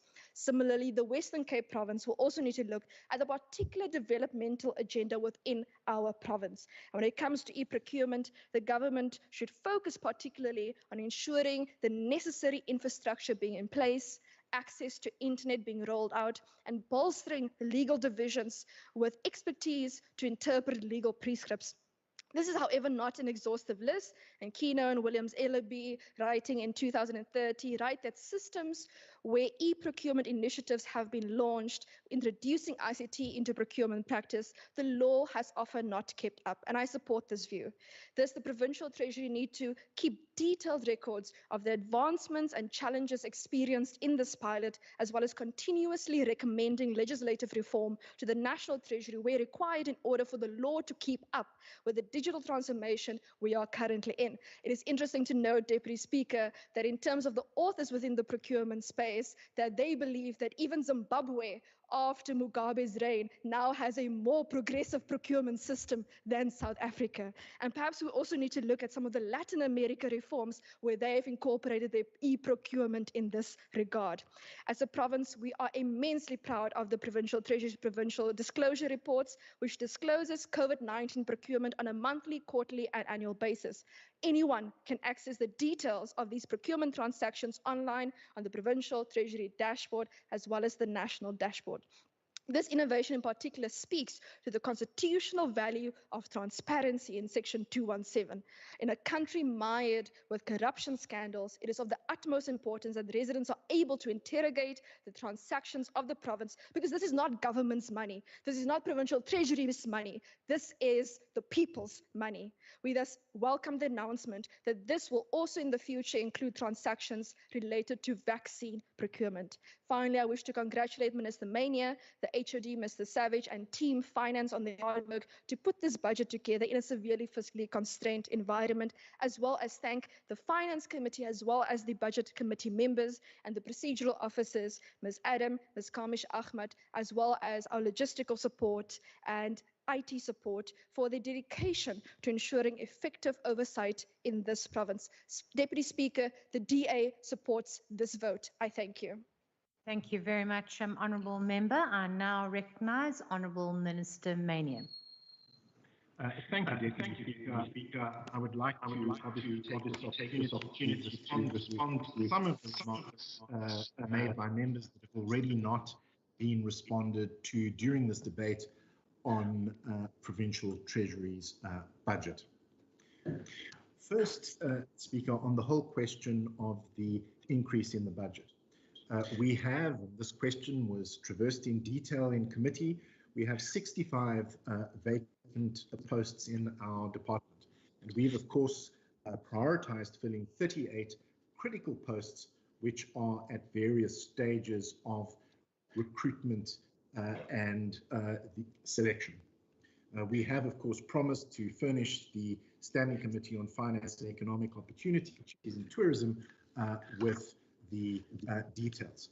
And the point we made is that we are completely committed to talent management and investing in the talent pipeline at provincial treasury and filling the 38 vacant posts. And that, to a large extent, explains the increase in the budget at provincial treasury. The whole question of infrastructure. I've made the point that we will be spending about 29.09 billion rand over the medium term on infrastructure in the Western Cape.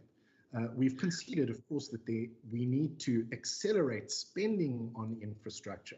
And for that reason, we are exploring establishing an infrastructure agency. We are reviewing together with National Treasury the framework for public-private partnerships. We are exploring borrowing. And of course, we've established a new project preparation facility.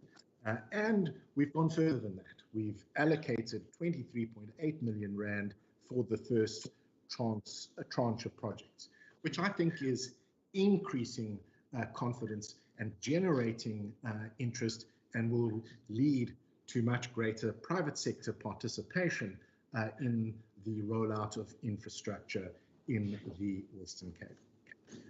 And the whole question of broad-based economic empowerment. We do, of course, comply with all the relevant legislation and prescripts. And it's precisely for that reason, for example, that if we examine, for example, COVID-19 related expenditure in the third quarter of 2020, we have spent nearly 50% of our funds on B triple E level 1 status companies in the Western Cape. And the whole question of compliance, which has been dealt with in this debate, was of course traversed at length by Premier Alan Winde during the course of the debate yesterday, where he made the point that provincial departments and of course public entities had complied with all the applicable legislation and the regulations in the Western Cape. What I would like to add in this debate, of course, is the root cause of the problem.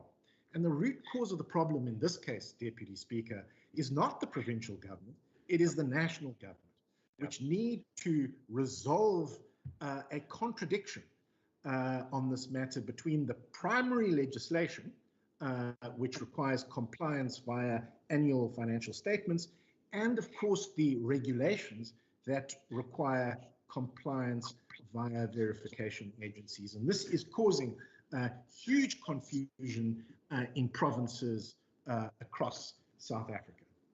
On the whole question of support to local government finance, which one member appears to dismiss as a waste of time, I think members will be pleased that we will be increasing our overall support to municipalities over the medium term from 76.2 million rand in 2021-22 to 87.7 million rand in 2023-24.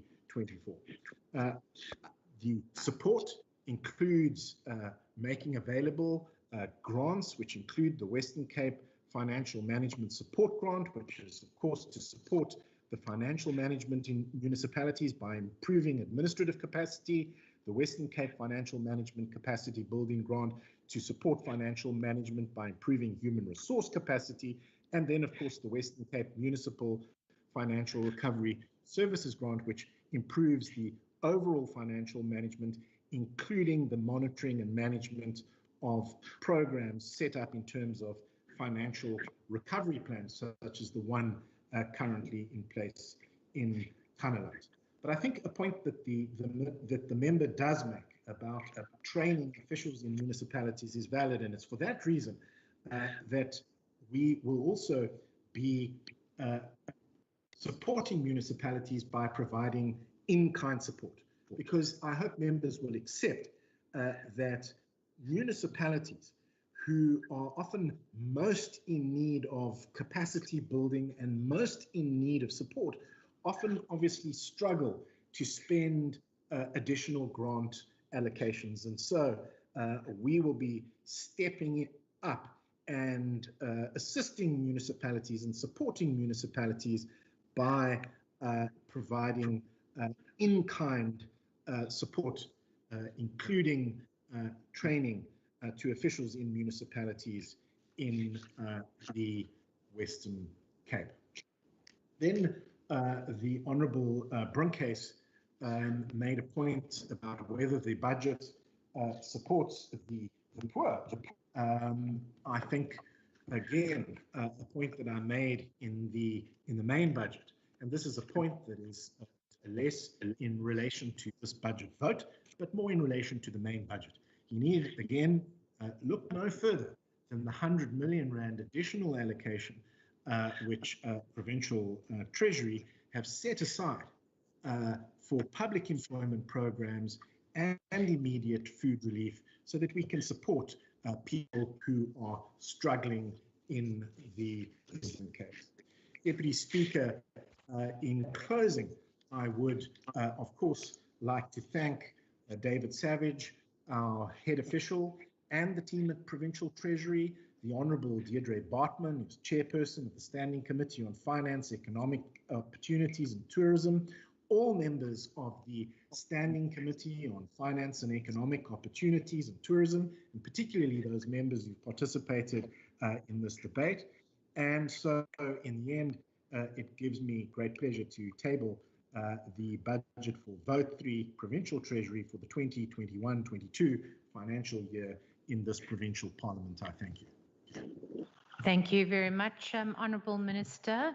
That concludes the debate on this vote. Mr. Bochenpoel will read the third order of the day.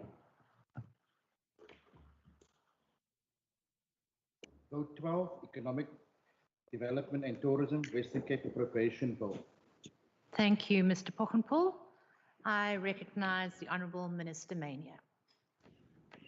Thank you, Deputy Speaker. 2 weeks ago, as I've mentioned, we tabled our Budget for Hope, which is a budget that supports job creation, builds safer communities, and delivers well-being, and of course, supports our plan to defeat COVID-19 in the Western Cape. We know the economy in the Western Cape has been hard hit by the COVID-19 pandemic, and businesses continue to face many challenges resulting in considerable job losses. The second wave of over our peak tourism season had a significant impact on our economy and on jobs, as the lockdown level 3 regulations directly affected some of our key job sectors, including tourism, hospitality, and the agricultural sector in the Western Cape. We, of course, stepped up and worked hard to support small business during these challenging times, especially in the tourism and hospitality sector through our workplace safety programs, business support centers, relief funds, and award-winning tourism promotion campaigns, and more. We are seeing encouraging signs of economic recovery with 121,000 new jobs in the last quarter, the highest increase of all provinces in South Africa. As lockdown restrictions ease and global economic growth and demand reignites, the provincial economy is expected to recover at 4.6% in 2021 and 3.1% in 2022.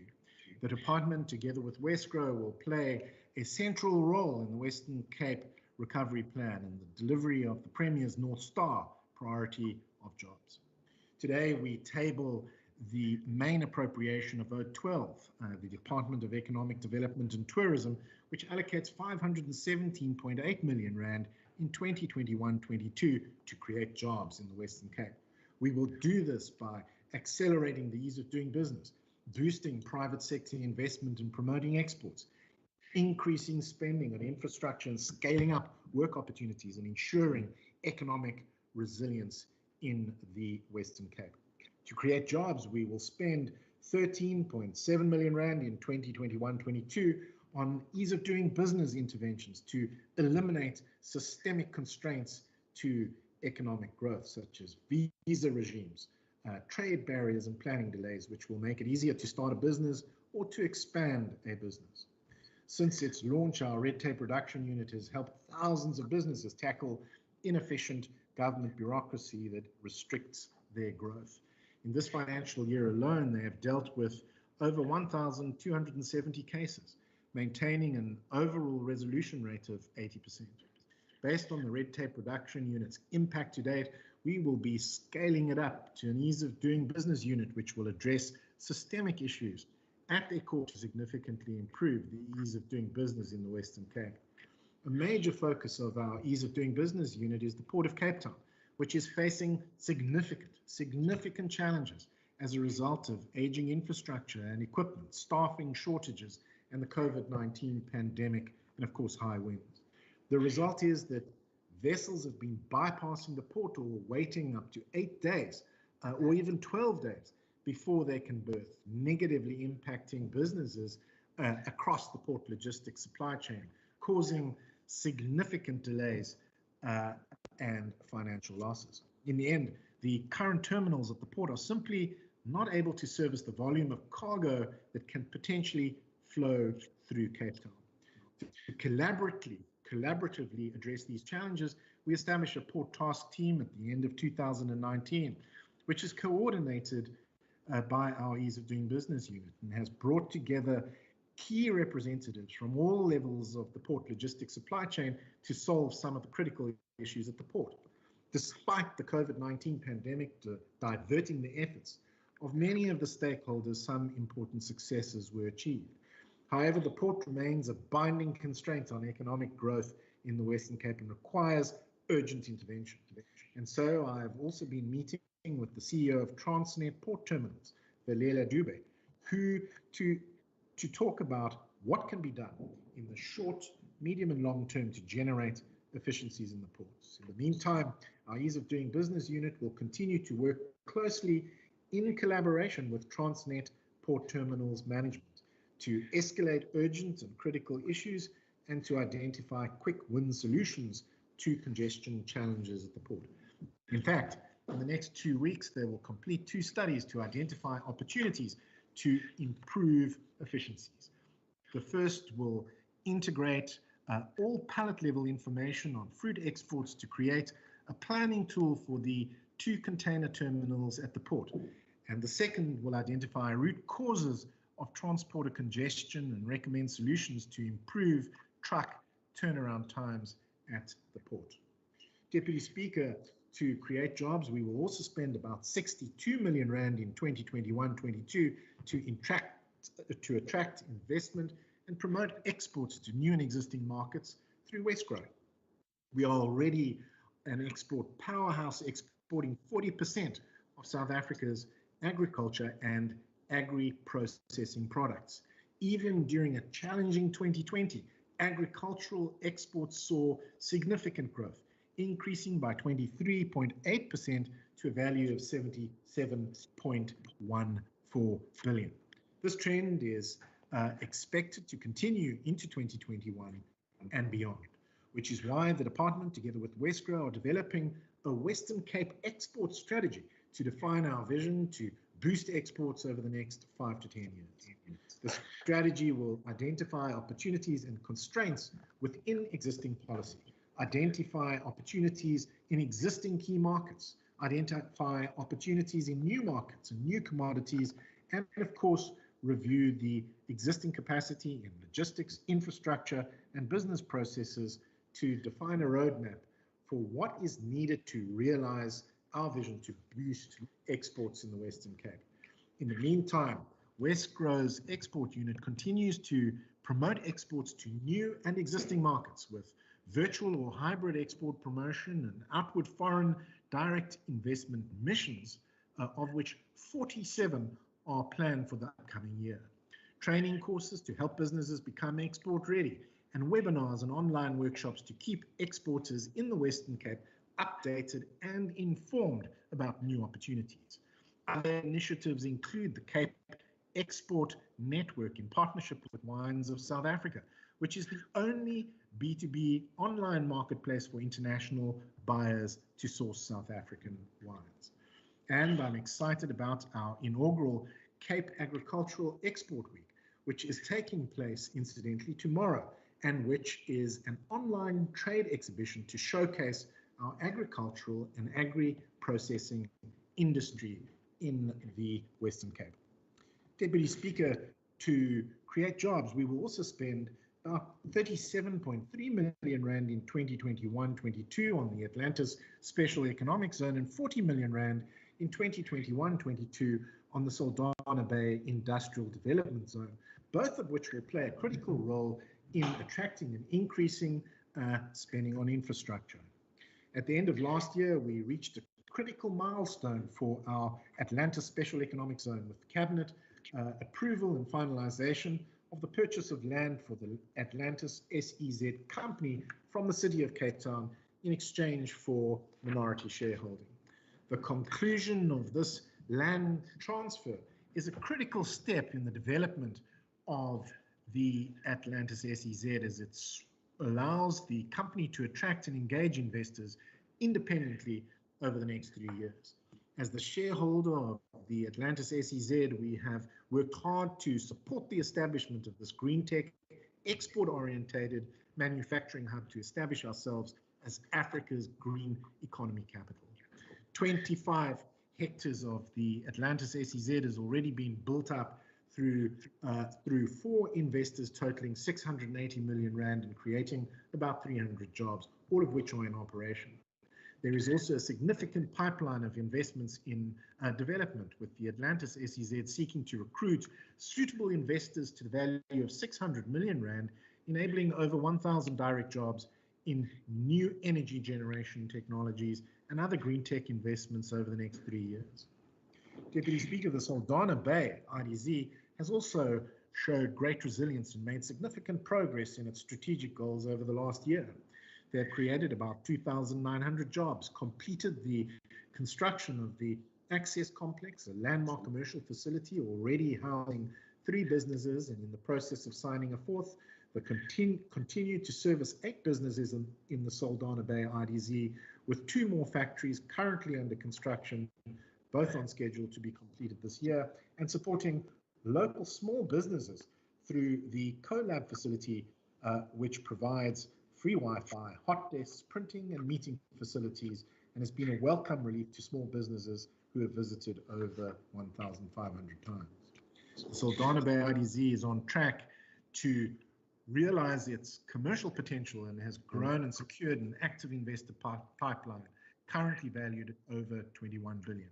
We remain committed to working with all stakeholders to convert the interests from investors into fully operational infrastructure and facilities, supporting our vision of economic growth and job creation in Saldanha Bay, the West Coast, and of course the Western Cape. Deputy Speaker, to create jobs, we will also spend about 70.3 million rand in 2021-22 on skills development and work opportunities, so that our young people have the right skills to fill the jobs available now and in the future.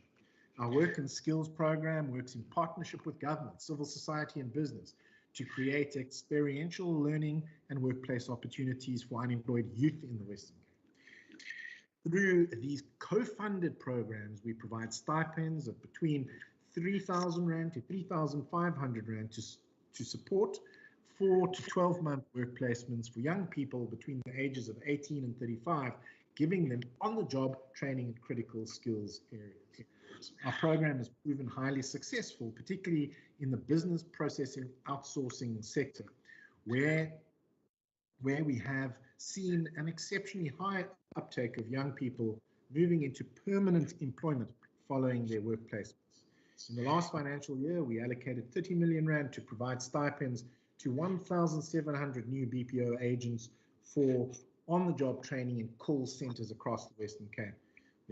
And next week, I will be visiting a global BPO company based here in Cape Town, which has offered full-time contracts to 234 young people following completion of their on-the-job training.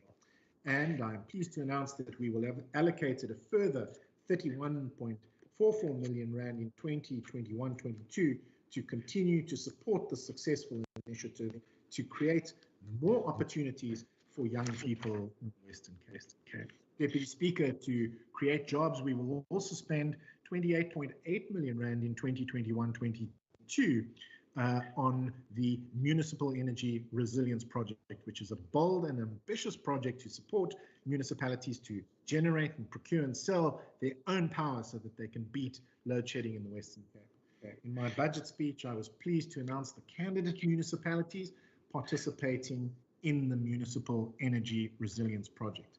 We will now begin working closely with them in the first phase of the project to identify pioneering energy projects and to develop a roadmap to roll out these projects. I'm excited about the Municipal Energy Resilience Project because we need all the energy we can get as quickly as possible. A great deal of work has already taken place over the past decade to develop the green economy in the Western Cape, and we will continue to work hard to build a greener, more energy secure future in our province.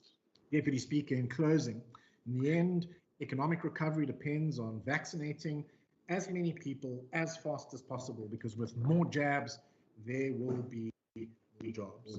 Our budget for hope supports our recovery plan, supports our vaccination strategy, and supports the fight against COVID-19. And what is crucial in rolling out the vaccine strategy, of course, is our partnership with the private sector.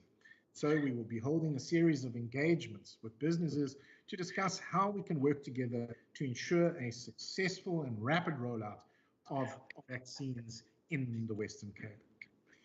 Deputy Speaker, in conclusion, I'd like to thank the Head of Department, Solly Fourie, and Team DDAT for all the efforts to support businesses and save jobs during what has been an incredibly challenging time in the Western Cape. We remain committed to working together with the private sector so that we can rebuild the economy and create jobs, because people who have jobs have hope. I thank you, Deputy Speaker. Thank you, Honourable Minister. I now recognise Honourable Nkondlo.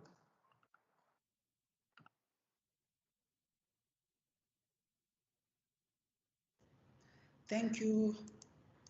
Thank you, Deputy Speaker. Once again, I rise on behalf of the African National Congress as the official opposition in this Parliament to decline support for this budget vote.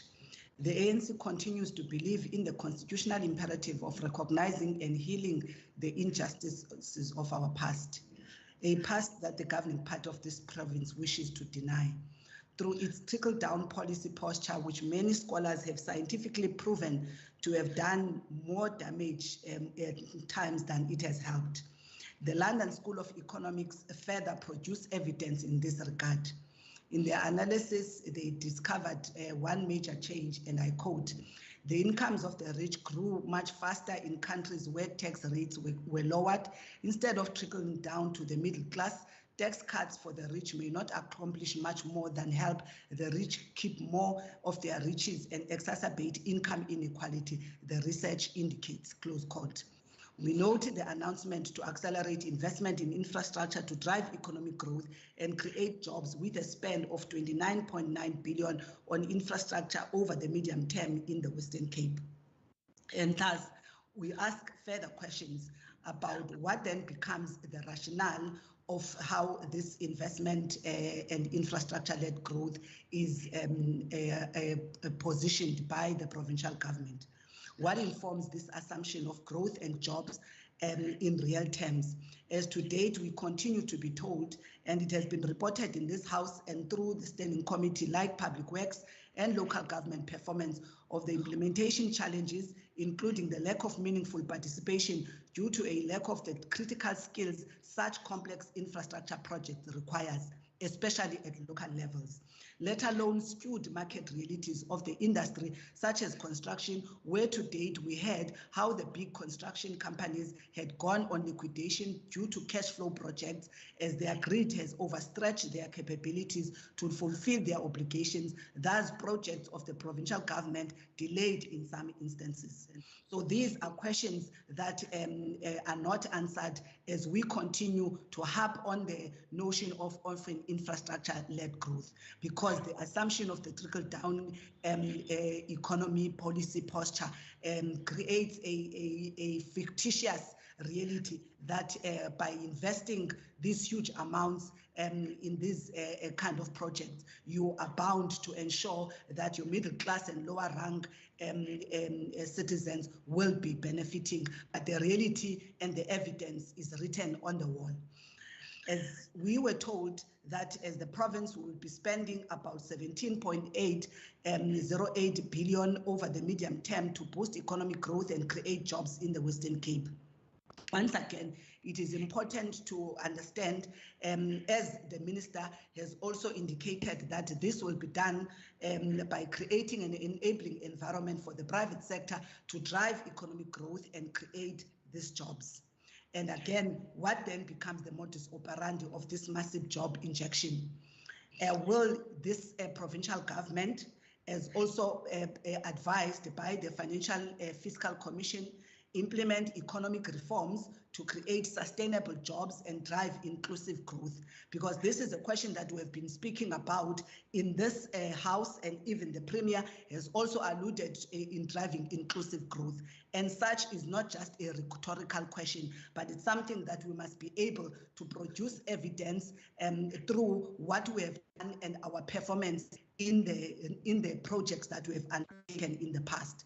The skewed market and industrial realities of the SA economy and the Western Cape, particularly in agriculture, finance, tourism, to name a few, where that reliance on private sector has left workers worse off from meagre salaries, if any, where in cases like in restaurants, most of asylum seekers will be recruited and will be subjected to work on tips from customers with no wages, let alone a living wage.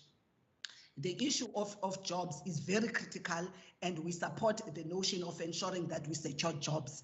But it is not only about a job, it is the type of a job that we're talking about that also pays a living wage, because cost of essentials such as healthcare, housing, education are increasing at faster rates than the typical income. So it cannot be that the provincial government only speaks about securing a job, but is not talking about the quality jobs and also the nature of the living wages that those jobs must be able to provide. Rebuilding the economy and household wealth for low and middle class families are amongst the issues that we believe that this Department of Economic Development and Tourism is missing in action, in as far as creating such an enabling environment in their conversations with industry. Because of course, what they are providing and the capital injection that is given to a private sector, the enabling environment, the red tape reduction, and all such efforts by the provincial government should at least be able to secure some kind of conversations that allows an environment in which there is indeed benefit for the citizens that are voting this particular DA government into power, so that as citizens, they do not become worse off, especially those that are vulnerable to the skewed market and market greed in this particular province. The city of Cape Town exorbitant rates, water tariffs, and that many property owners and poor households has been crying out, whilst now we know that Moody's has confirmed that the city made a profit of 4.4 billion selling water, another 7 billion made from water-related operations, to a grand total of 11.4 billion from the water crisis. A DA Day Zero, which was led by our Premier Wind here, is exposed as was a money-making scheme to rip off its own citizens, its own voters for its own coffers. And today we are told about a provincial government that is creating a budget for a budget of hope, a budget that is supposed to help recover economies. And at this point, all we are seeing are citizens, especially those that are middle class and low income levels, at a very precarious situation. It is simply not in the interest of this provincial government or the DA to change the patterns of ownership in the province and at a municipal level. As the ANC will remain concerned over the drastic budget cut in the enterprise development sub-program, which is meant to create an enabling business environment for the creation of SMMEs in particular, and to help them, according to the department, to sustain, develop, and grow. While we understand that the budget will simply be going back to the 2018-19 levels, we cannot understand the rationale why the budget of this sub-program should be cut when more SMMEs are needed in this province. We have been raising the concern regarding dormant, if any, vibrant LED strategies that takes opportunity of the big capex projects such as Saldanha ITZ and the Atlantis that Provincial Minister has just mentioned to ensure skills pipelines and enterprise development matching of the big corporations to realize meaningful economic activity of those residents closer to the investment. This ought to put money directly in the pockets of the poor and the middle class than relying to the mercy of corporates who pick and choose at their own peril what beneficiation would be to those in the lower scale. Income inequality has been identified as highly acute in the city and also through socio-economic profiles with our municipalities, and thus direct local and regional economic growth and development is critical to ensure viable revenue base that will result to the requisite levels of revenue collection by our municipalities, which has already been viewed as another challenge. As the ANC, we do not support this vote. I thank you. Noted. Thank you, Member. Thank you, Honourable Member. I now recognise Honourable Klego. Thank you, Deputy Speaker. The people of the Western Cape need jobs, and they need them now. Every year, this government plays with words such as addressing skills gap and accelerating the ease of doing business and resource resilience. But at the end of the day, these words do not turn into action or reality. They do nothing to change the lives of our people. The DA-led government has no plan regarding job creation. The furthest that they can go is to create some few EPWP so-called job opportunities for Black people and call them quality jobs. The government is not aware that without jobs, our people are stripped of their dignities as they cannot fend for themselves, whilst forcing others to engage in all sorts of illegal activities that bring harm to the lives of others. It is this failed department that failed the workers of the Western Cape from greedy land thieves. We didn't stop at stealing our land, but also stole the tax money from the poor workers within this department, whilst the MEC was failing dismally to make these people to account. More than 150 companies in this province were reported to the Department of Employment and Labor by the EFF for the high level of corruption, with the MEC folding his arms and closing his eyes, praying that all shall be well. It is this failed department that has done nothing to emerging businesses in Black community. As the EFF, we do not support this vote, as it does not talk to the changing of the lives, especially of the poor. It is only made as a money-making scheme for the already rich white companies that steal from Black poor workers. Thank you very much, Deputy Speaker. Thank you, Honourable Member. I recognise Honourable Brinkhays. Thank you, Deputy Speaker. Transformation in local tourism is taking place too slow. Our small businesses in the townships and on the Cape Flats are still not benefiting from regional, national and international tourism. This has a negative impact on local SMMEs to create jobs, as they are limited in growth. We also need the history of our anti-colonial and anti-apartheid struggle to be visible not only in the townships and on the Cape Flats, but at strategic points in the city and tourist destinations. Is the budget addressing any plans to tell the real history of people in the Western Cape right now? Right now, the history remains one-sided. Thank you, Deputy Speaker. Thank you, Honourable Member. I recognise Honourable Barton.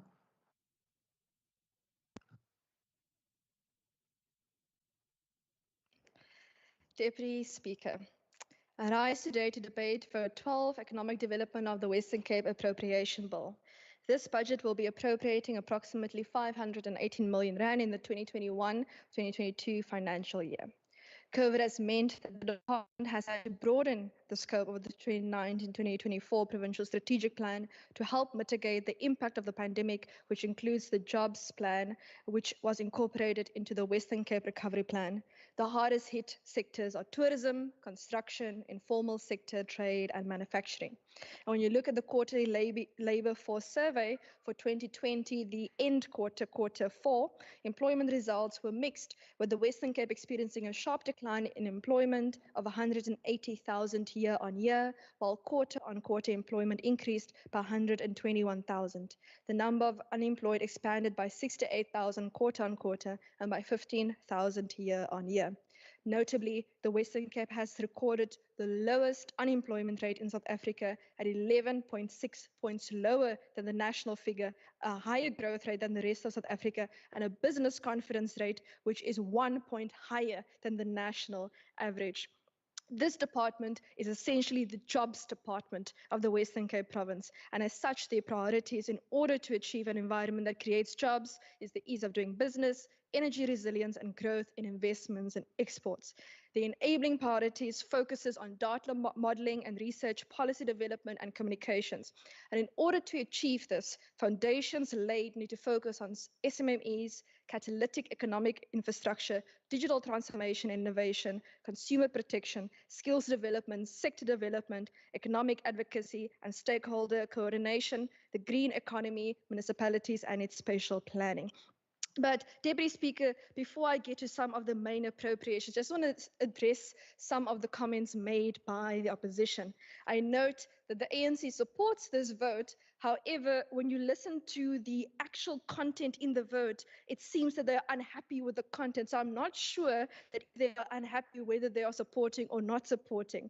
And it seems that there are also some content matters relating to other votes in transport and public works and local government, and I'm not sure how to respond to those.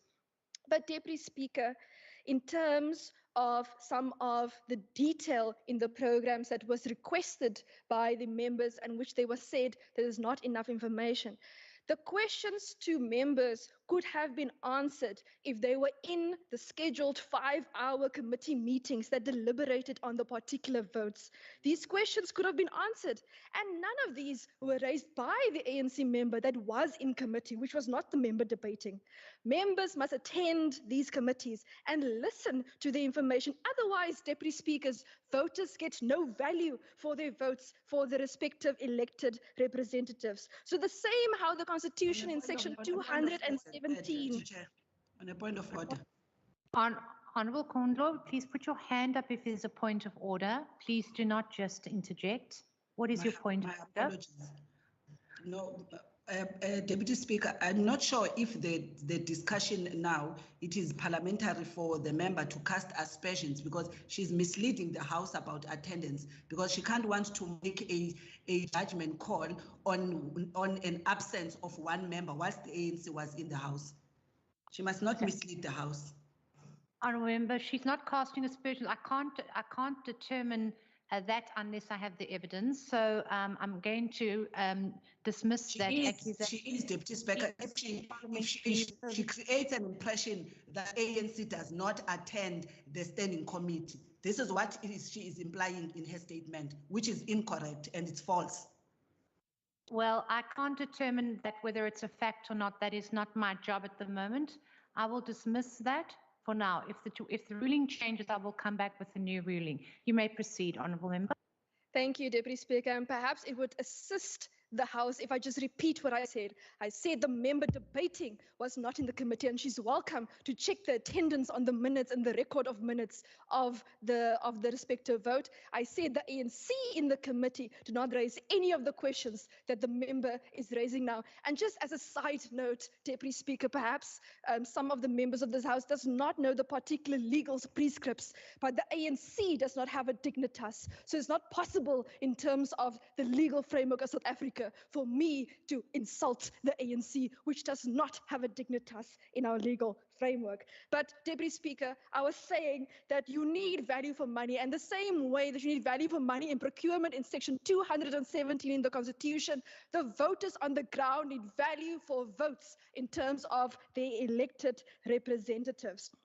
But Deputy Speaker, let me go forward in terms of some of the main appropriations in this vote. Of the total budget, 26% of the budget is allocated to compensation of employees, freeing up some of the funding for initiatives which will see economic growth and job creations in the Western Cape. Further, in terms of entities, Westkro will receive approximately 368 million rand over the MTF period. Atlantis Special Economic Zone will receive approximately 125 million rand over the MTF period, and Saldanha Bay IDZ will receive approximately 82 million rand over the MTF period. And it is noteworthy that Saldanha Bay IDZ aims to become self-sustainable in terms of operational expenditure in the outer year in the MTF period. Saldanha Bay IDZ has created 2,000 jobs in the last year and in total has employed more than 6,000 people. The fourth tenant is in the final stages of the lease agreement, and commercial access complex was completed in 2020. 8 businesses are currently using the zone, and as the minister indicated, 2 factories are under construction, which will be completed in the financial year. Further, there have more than 70 possible investors, of which 12 have signed contracts, and the development of high-value port land with access to the sea makes it a great investor attraction. They are currently in the process of commissioning a marine environment impact study for the development of additional port infrastructure, which could unlock investment and economic opportunities for the Western Cape. The success over the year at the Saldanha IDZ also means that it's currently assisting with the logistics of wind farm projects in the Northern Cape Province, Deputy Speaker, as part of the National Renewable Energy IPP project, where access to port infrastructure was imperative.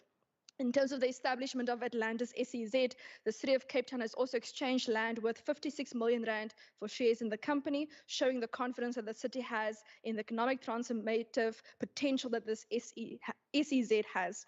It has also put in place operational systems to land 14 priority pipeline investors and provide them with required services. One investor has already been approved by the board, and multiple training programs, including the waste and water management training program and ECD support program, and then IT enabler training program have taken place. And the Atlantis SEZ has also applied to National Treasury for listing as a provincial business entity. Deputy Speaker, it was also recently revealed in DA written questions that 17 virtual trade missions by Westkro has secured trade deals with more than 502 million rand in the last financial year between April 2020 and March 2021. Western Cape products within the agricultural, manufacturing, clothing and textiles, boating and health technology sectors have been prioritized by the Trade and Investment Agency for export to key markets in Africa, Europe and North America. The work by Westkro in promoting the Western Cape as an investment as well as a producer of quality goods demonstrates its role as a key entity in the recovery of the provincial economy. Trade agreements worth more than 52 million rand have been secured for the agro-processing sector, with the wines being exported to Cameroon, Canada, Korea, Mozambique, Russia and the United States to the amount of over 14 million rand. Fresh produce trade agreements with Poland are in place to the value of more than 37 million rand. While the pandemic continues to shut down economies across the world, Westkro has still been able to support our local businesses and industries and secure trade deals in 9 international markets. This year, as the global economy aims to gradually recover, the Premier announced that the Western Cape government seeks to secure 4.25 billion rand in trade agreements, and this has the potential to create jobs and support our local industries. The DA in the Western Cape remains committed to leveraging every opportunity for recovery in both the Western Cape economy in order to support growth of jobs, of dignity and safety for the residents in this province.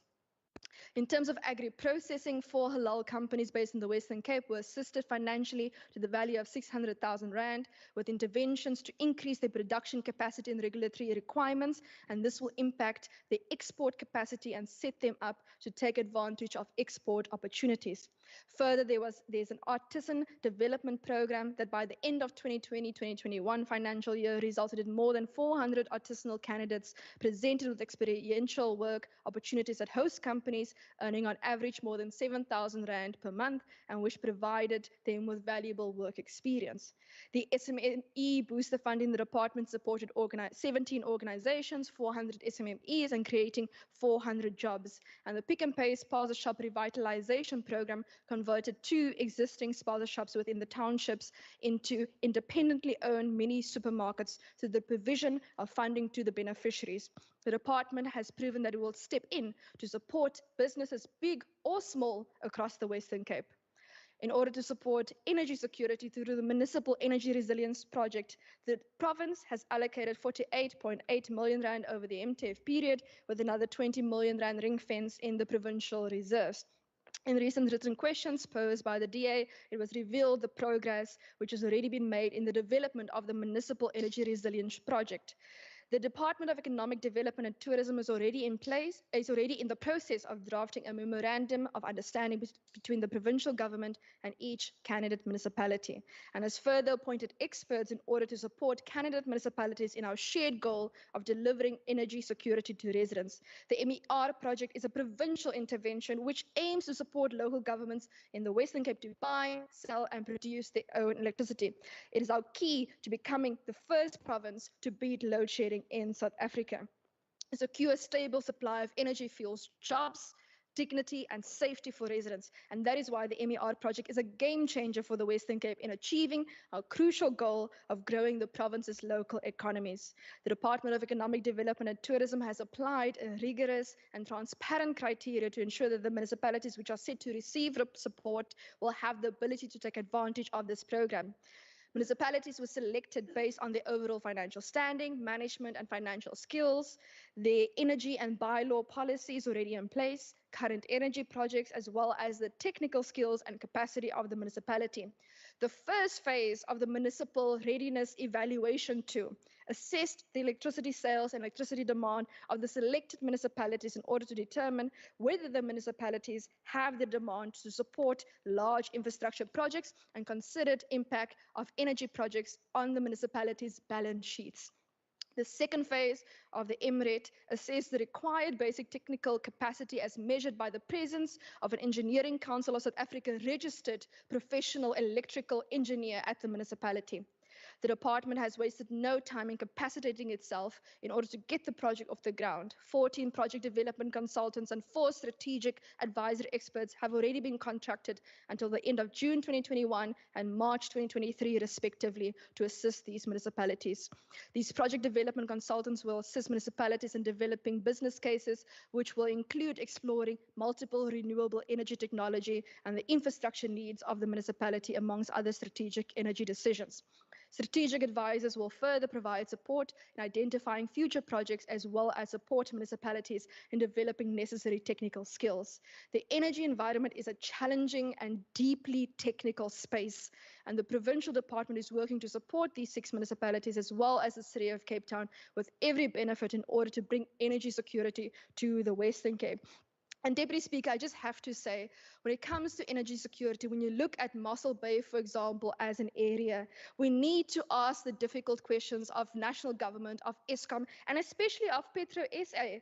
Recently, I spoke to a previous advisor of national government, who I will allow to remain anonymous for obvious reasons, who 25 years ago advised national government that Petro SA would run out of gas reserves in exactly 25 years. Deputy Speaker, that was in 1996. It is now in 2021, exactly 25 years later, and the national government is shocked that Petro SA has run out of gas reserves. How much more time do you want? If you fail to plan, you will plan to fail, Deputy Speaker.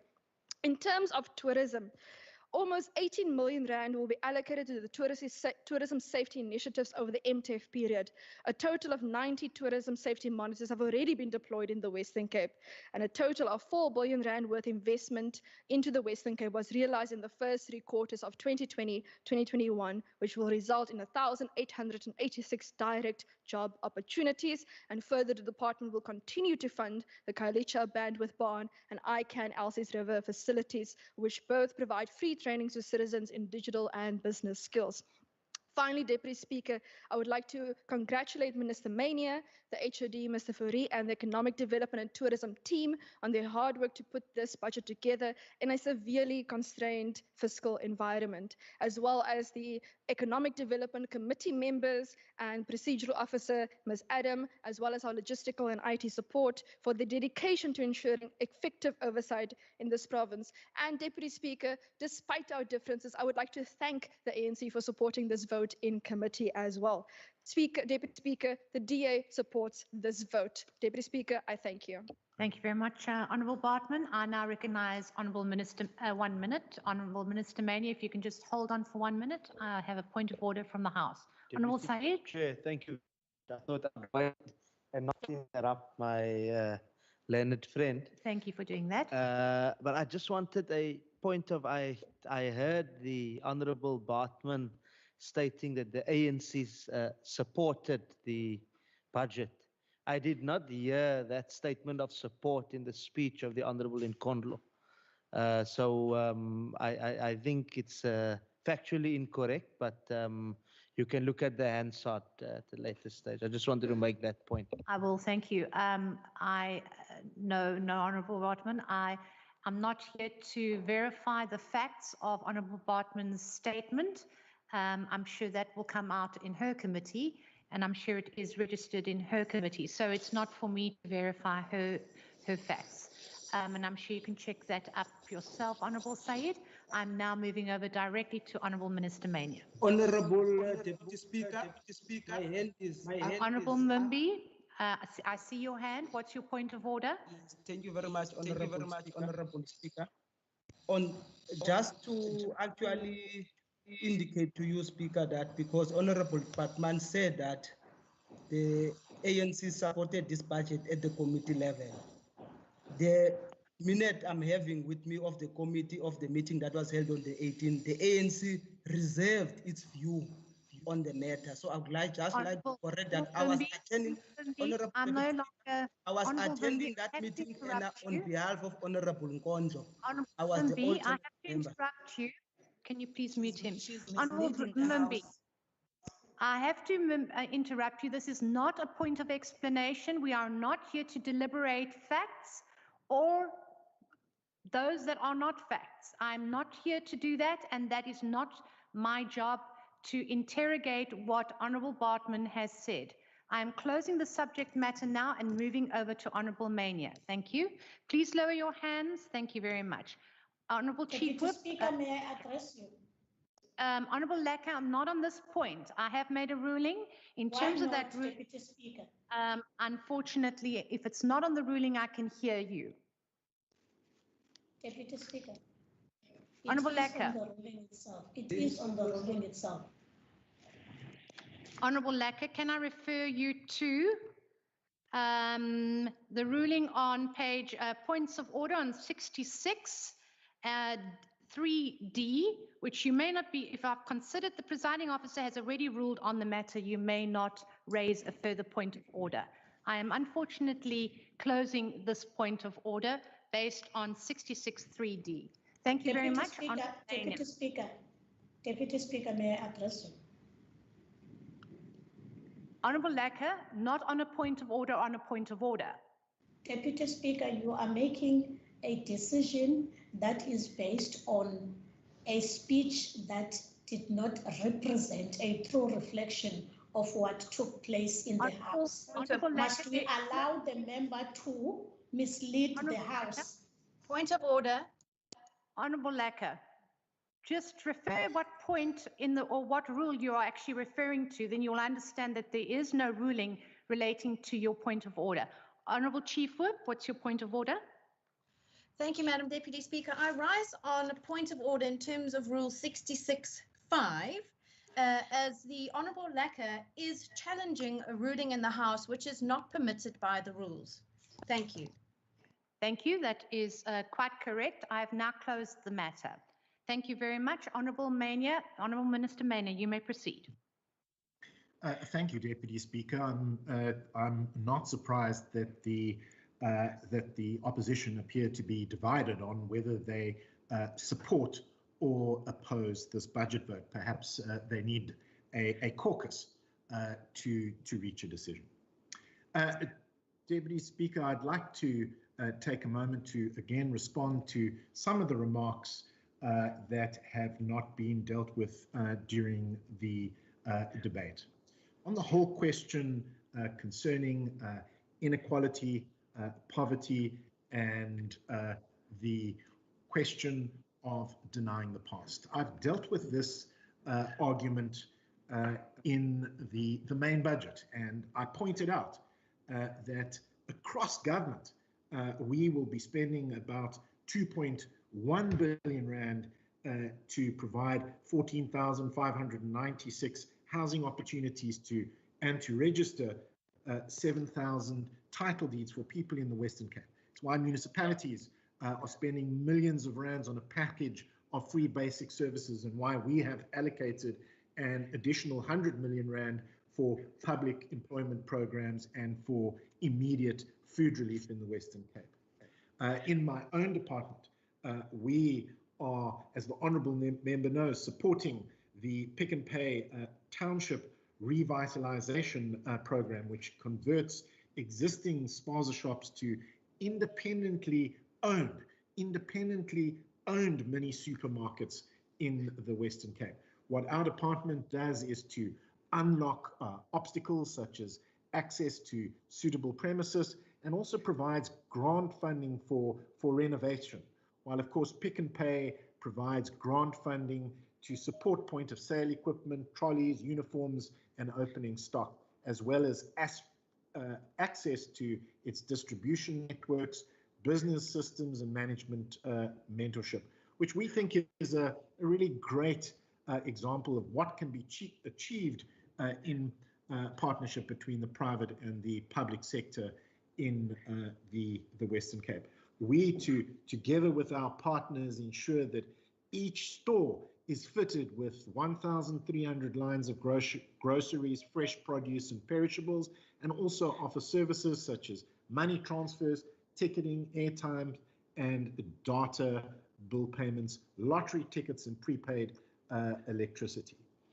We have, together with our partners, opened 8 stores, and we hope to open a further 3 stores, which will create an estimated 60 jobs in the Western Cape, which is a program that does create new owners and creates new jobs in the Western Cape, which does change the pattern of ownership in the Western Cape.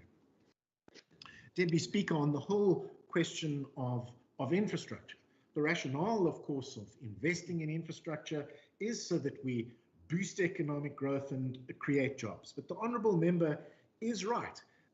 These projects are hard and complex and are difficult to implement. But it's precisely for that reason that Provincial Treasury have provided this new project preparation facility, which I alluded to earlier, which will assist departments and public entities with project preparation so that we create clear, visible, and well-prepared pipelines of infrastructure projects, which can then, of course, be funded by the private sector so that we can drive economic growth and create jobs in the Western Cape. On the question of enterprise development, we, of course, remain completely committed to supporting small businesses in our province, which I think is illustrated looking back by the COVID-19 Business Relief Fund, where we allocated about 38.2 million rand to support over 250 small businesses in the formal and in the informal sector, which sustained, we think, over 2,000 jobs in the Western Cape. We will, of course, continue looking forward to support small businesses, again, in the formal and in the informal sector, and will, in fact, increase spending on enterprise development over the medium term from 27.1 million rand in 2021-22 to 31.1 million rand in 2023-24, which will be spent on 4 programs. The Provincial Business Development Program, which will provide direct and indirect assistance to over 200 small businesses. The Pick and Pay Market Store Program, which I have referred to, and which will support about 3 new mini supermarkets and create about 60 jobs. The Western Cape Entrepreneurship Recognition Rewards, which will support about 12 small businesses, and then, of course, the district small business support network, which will support municipalities to support about 50 small businesses per district in the Western Cape. Speaker, the Honourable Sego says that we do not have a plan on jobs. Of course, we do have a plan, and that plan is working and showing results with, as I've said, 121,000 new jobs created in the last quarter of 2020. He then goes on to point a finger and suggest that the department and I were folding our arms when it came to UIF TERS, which of course is just simply not true. The Department of Economic Development, to its credit, leaned in and intervened on behalf of about 180 businesses, supporting 8,576 employees with an overall payout of 43.8 million rand. And as it happens, Deputy Speaker, in the middle of this debate, I received a WhatsApp on exactly the same subject, which I would like to quote. It says, "Hi David, just wanted to thank you for your assistance with getting some of the TERS payments made for our school. Your office were amazing, and Bronwyn in particular was a champion. Thank you again on behalf of my staff and myself." So to accuse the department of folding our hands, turning a blind eye to the challenges in respect of the UIF TERS payment is simply untrue. Deputy Speaker, finally, in response to the Honourable Brinkhaster's request about whether there is spending to support the history of people, I would suggest that he waits patiently for the debate on the next vote, the debate on vote 13, cultural affairs and sport. Speaker, in closing, I would like to thank Solly Fourie, the head of department, and the team at the Department of Economic Development, the Honourable Deirdre Bartman, Chairperson of the Standing Committee on Finance, Economic Opportunities and Tourism, all members, of course, of the Standing Committee on Finance and Economic Opportunities and Tourism. And so in the end, it gives me great pleasure to table the budget for Vote 12, the Department of Economic Development and Tourism for the 2021-22 financial year in the Provincial Parliament. I thank you. Thank you very much, Honourable Minister. That concludes the debate on this vote. The Secretary, Mr. Pochenpoel, will read the fourth order of the day. Vote 13, Cultural Affairs and Sport, Western Cape Appropriation Bill. Thank you very much, Mr. Pochenpoel. I recognise the Honourable Minister Murray.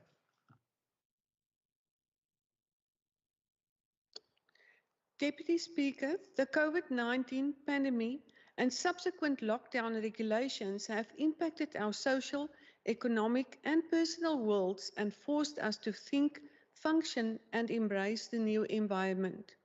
The demands and needs of the past financial year have indeed imposed physical distancing and the use of technology in order to execute our mandate and remain relevant in this evolving digital environment. However, Deputy Speaker, it has also allowed us to reimagine our present and in turn future to socially connect, and with imagination comes hope, and in times of despair, hope is all we need. The work of the Department of Cultural Affairs and Sport is aligned to all the strategic priorities of the Western Cape Government. And with the 897,510,000 rand appropriated for the 2021-2022 financial year, the Department will focus on service delivery to all who call the Western Cape home, guided by the provincial and departmental strategic plan.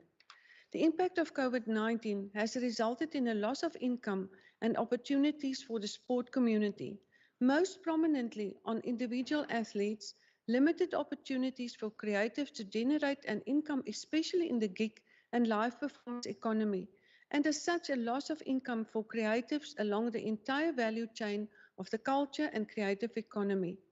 These will have a ripple and lasting effect on the sport, arts and culture sectors over the 2021 MTF. The 2021 MTF budget is therefore premised on prioritizing the recovery of our sectors by aligning it to the Western Cape Recovery Plan in the areas of jobs, safety, well-being and dignity. Youth employment will be at the heart of the department's plans to contribute to the reduction of unemployment rates amongst youth in the province. The department will leverage the whole of society through the Year Beyond, MOD and EPWP programs. To achieve this, the department will partner with donors, NGOs, government, schools, learners, parents and unemployed youth to address social and economic challenges. The department is committed to execute its mandate and achieve its goals, despite the fiscal challenges that has seen a decrease of 42.8 million in our compensation of employees budget for the 21-22 financial year. The overall budget decreased by 34.9 million compared to the indicative baseline allocations in the 2020 MTF. The following additional allocations were received for the 2021-22 financial year in the areas of library and archive services. 38.5 million to augment the conditional grant allocation in support of the public library service. In the 2020-21 financial year, the conditional grant was reduced by 34.7 million by the National Department of Sport, Arts and Culture. 1.5 million to conduct research on the sustainable public library services delivery model and 1.350 million for the implementation of a new archives website to enable researchers to access archival records online. Deputy Speaker, our Archives and Records Service draws researchers from all over South Africa and the world, searching for information contained in our archival records. These researchers range from academic and scholarly researchers to members of the public researching the respective family histories.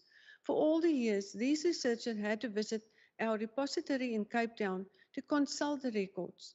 I'm excited to announce that the department will be implementing an archives website that will empower the public to conduct online research from anywhere in the world, thereby reducing or in some cases eliminating the need for accessing the original master record.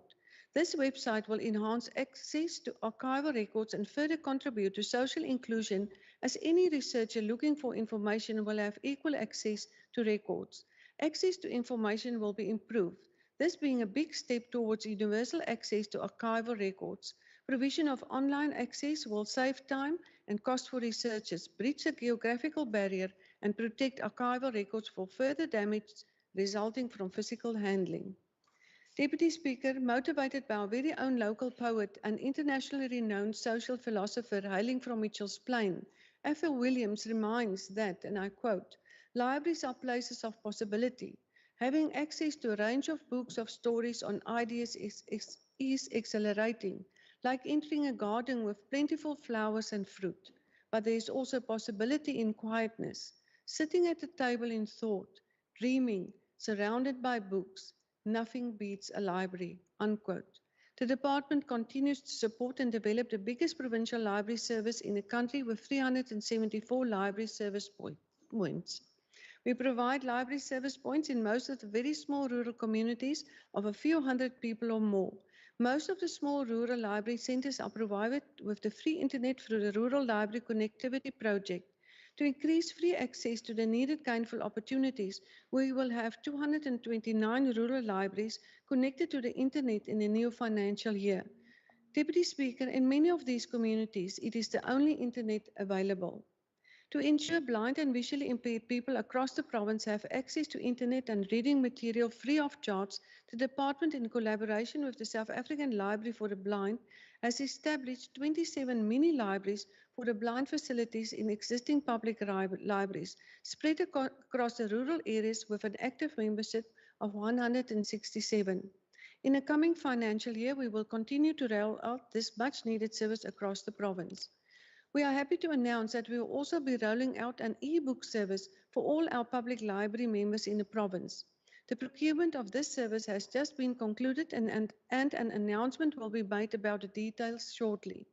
This will enable our users to access library material from home or anywhere in the world with their Western Cape and City of Cape Town public library membership numbers.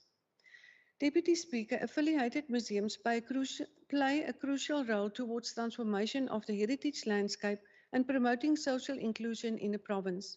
The unprecedented actions taken to flatten the curve of the COVID-19 pandemic have resulted in the complete closure of museums since the 23rd of March 2020 to 6 July 2020. Affiliated museums only received permission from the National Minister of Sports, Arts and Culture to reopen in late August 2020 during the lockdown level 3. Museums lost significant amounts in the revenue with each passing day of the national lockdown.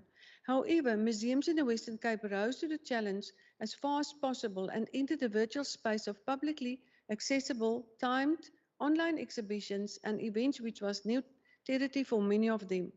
While these online exhibitions and events ensured that the public still had access to the museums during the lockdown and positioned the museums well for visitors during the future recovery phase of the pandemic, it did not take care of the lost opportunities in the revenue from people visiting museums via entrance fees. In order to ensure that museums in the Western Cape were able to access relief funding for the loss of revenue, we approved COVID-19 relief funding for museums to the value of 1.3 million in 2020-21. 19 museums across the province successfully applied, including non-affiliated museums such as the District 6 Museum. In 2021-2022, the department will make available 6.4 million towards annual subsidies for province-aided museums, and 393,000 towards annual grant in aid for local museums. These contributions will ensure that affiliated museums remain open to the public despite the economic devastation resulted from the COVID-19 lockdown. In the 2021-22 financial year, the department will ensure that human remains situated at Genadendal Museum is accordingly buried with appropriate dignity. In addition, to create an enabling environment to reduce unemployment, the department will make available 3.5 million of the provincial equitable share towards the creation of EPWP job opportunities at affiliated museums across the province. Heritage Western Cape plays a critical role in the identification, conservation, promotion and management of heritage resources in the province. The department continues to support the work of its entity Heritage Western Cape through an annual transfer payment of 550,000. Deputy Speaker, we commend Heritage Western Cape for successfully shifting its processing of permit applications online within a week of the initiation of the national lockdown due to the COVID-19 pandemic in March 2020, and have continued the work of its committees and council over 2020-21 financial year, processing 1,992 applications up until early March 2021. They indeed play a regulatory role in ensuring an efficient and effective system of heritage resource management. The work of the Fixed Capital and Property Development War Room identified the need for greater capacitation of the entity in its pilot phase, which started in 2019. It is against this backdrop that Heritage Resources Management within the department has been provided with earmarked funding for the capacitation of 15 additional posts seconded to the entity. Earmarked funding compromises of 7.1 million in 2021-22, 7.4 million in 2022-23, and 7.8 million in 2020-24. Deputy Speaker, we experienced during the past year that growth, innovation and creativity are the best antidote to poverty, and the need to remodel our operational boundaries became imminent.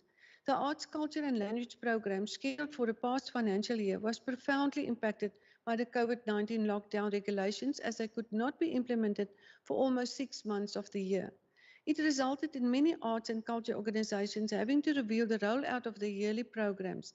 Some cancelled and suspended their activities, whereas more resourceful organizations adapted and changed their approach. Despite the challenges, the department supported 75 NPO organizations to an amount of 11.9 million during the 2020-21 financial year.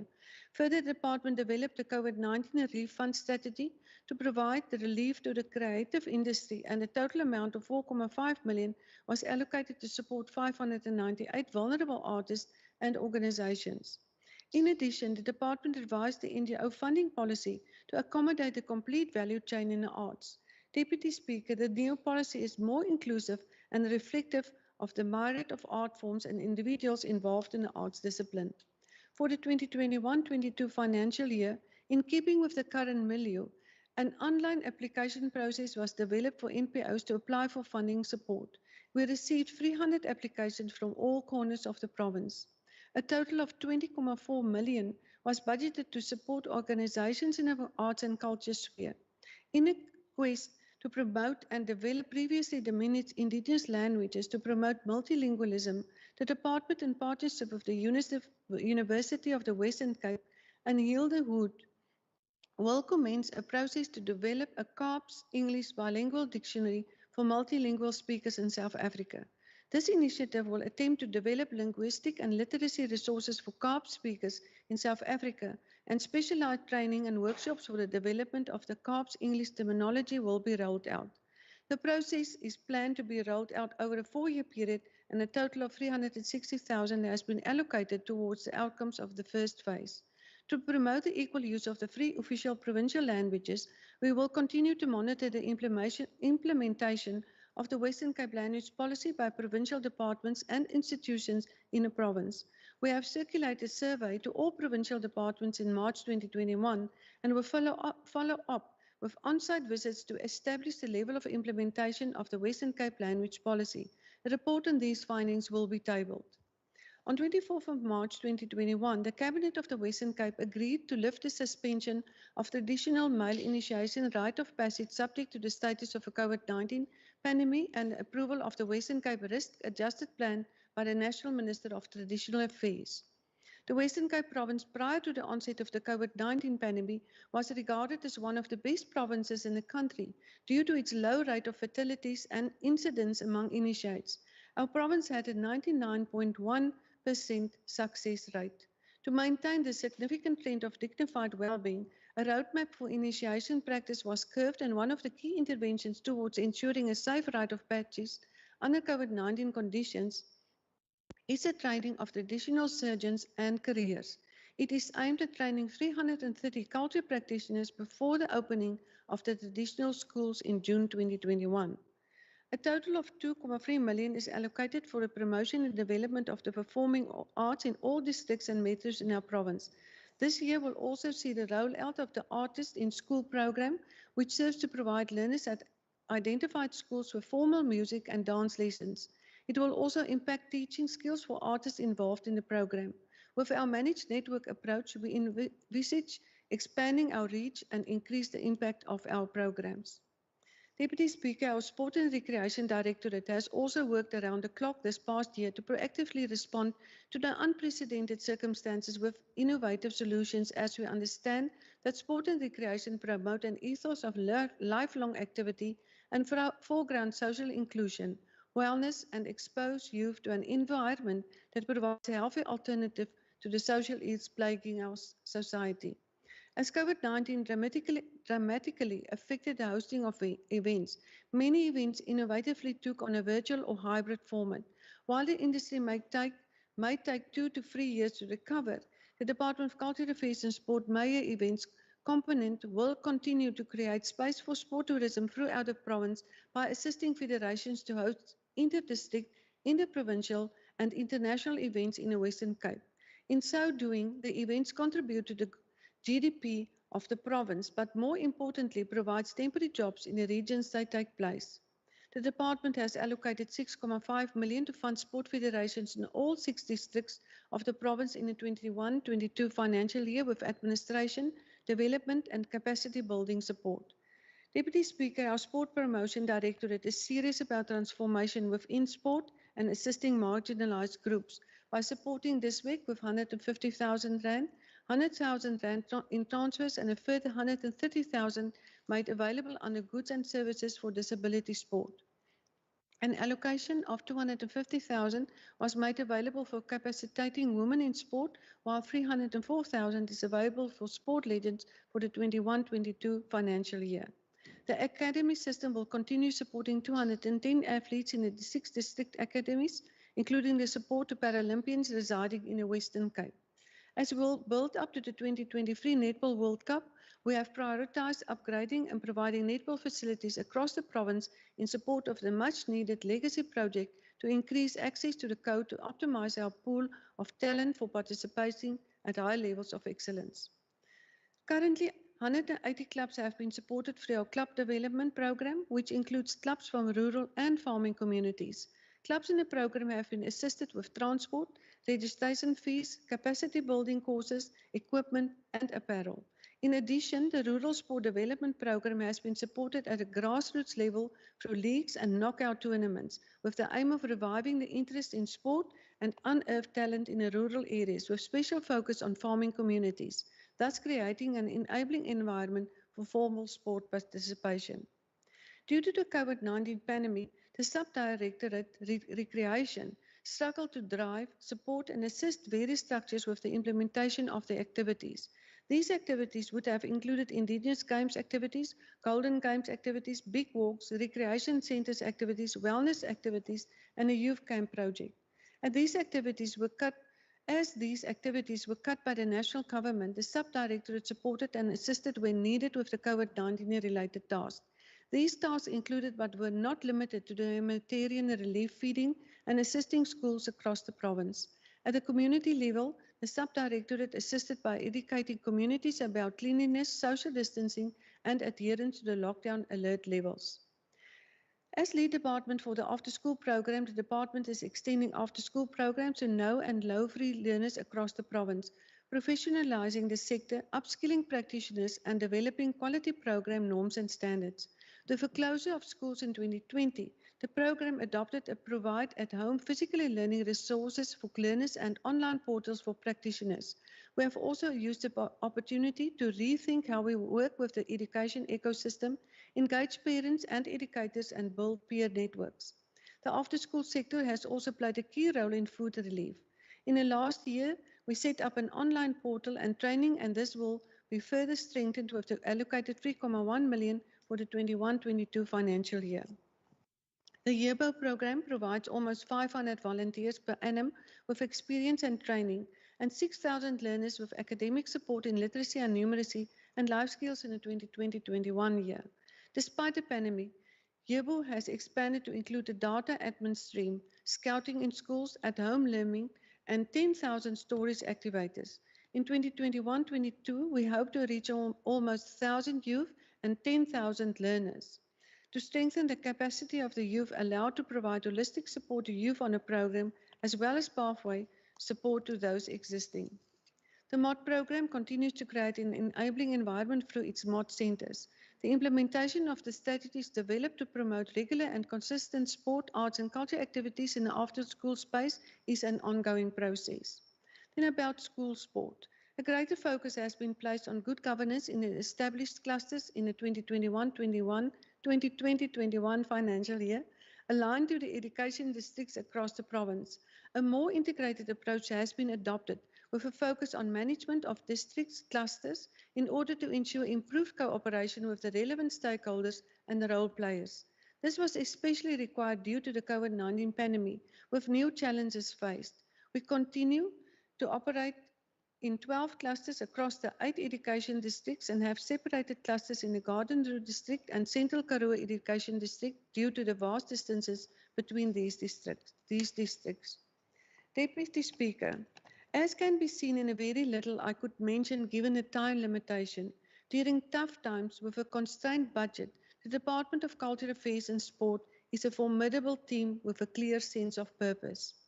The work we do is not about us and has never been, and on that we are all clear.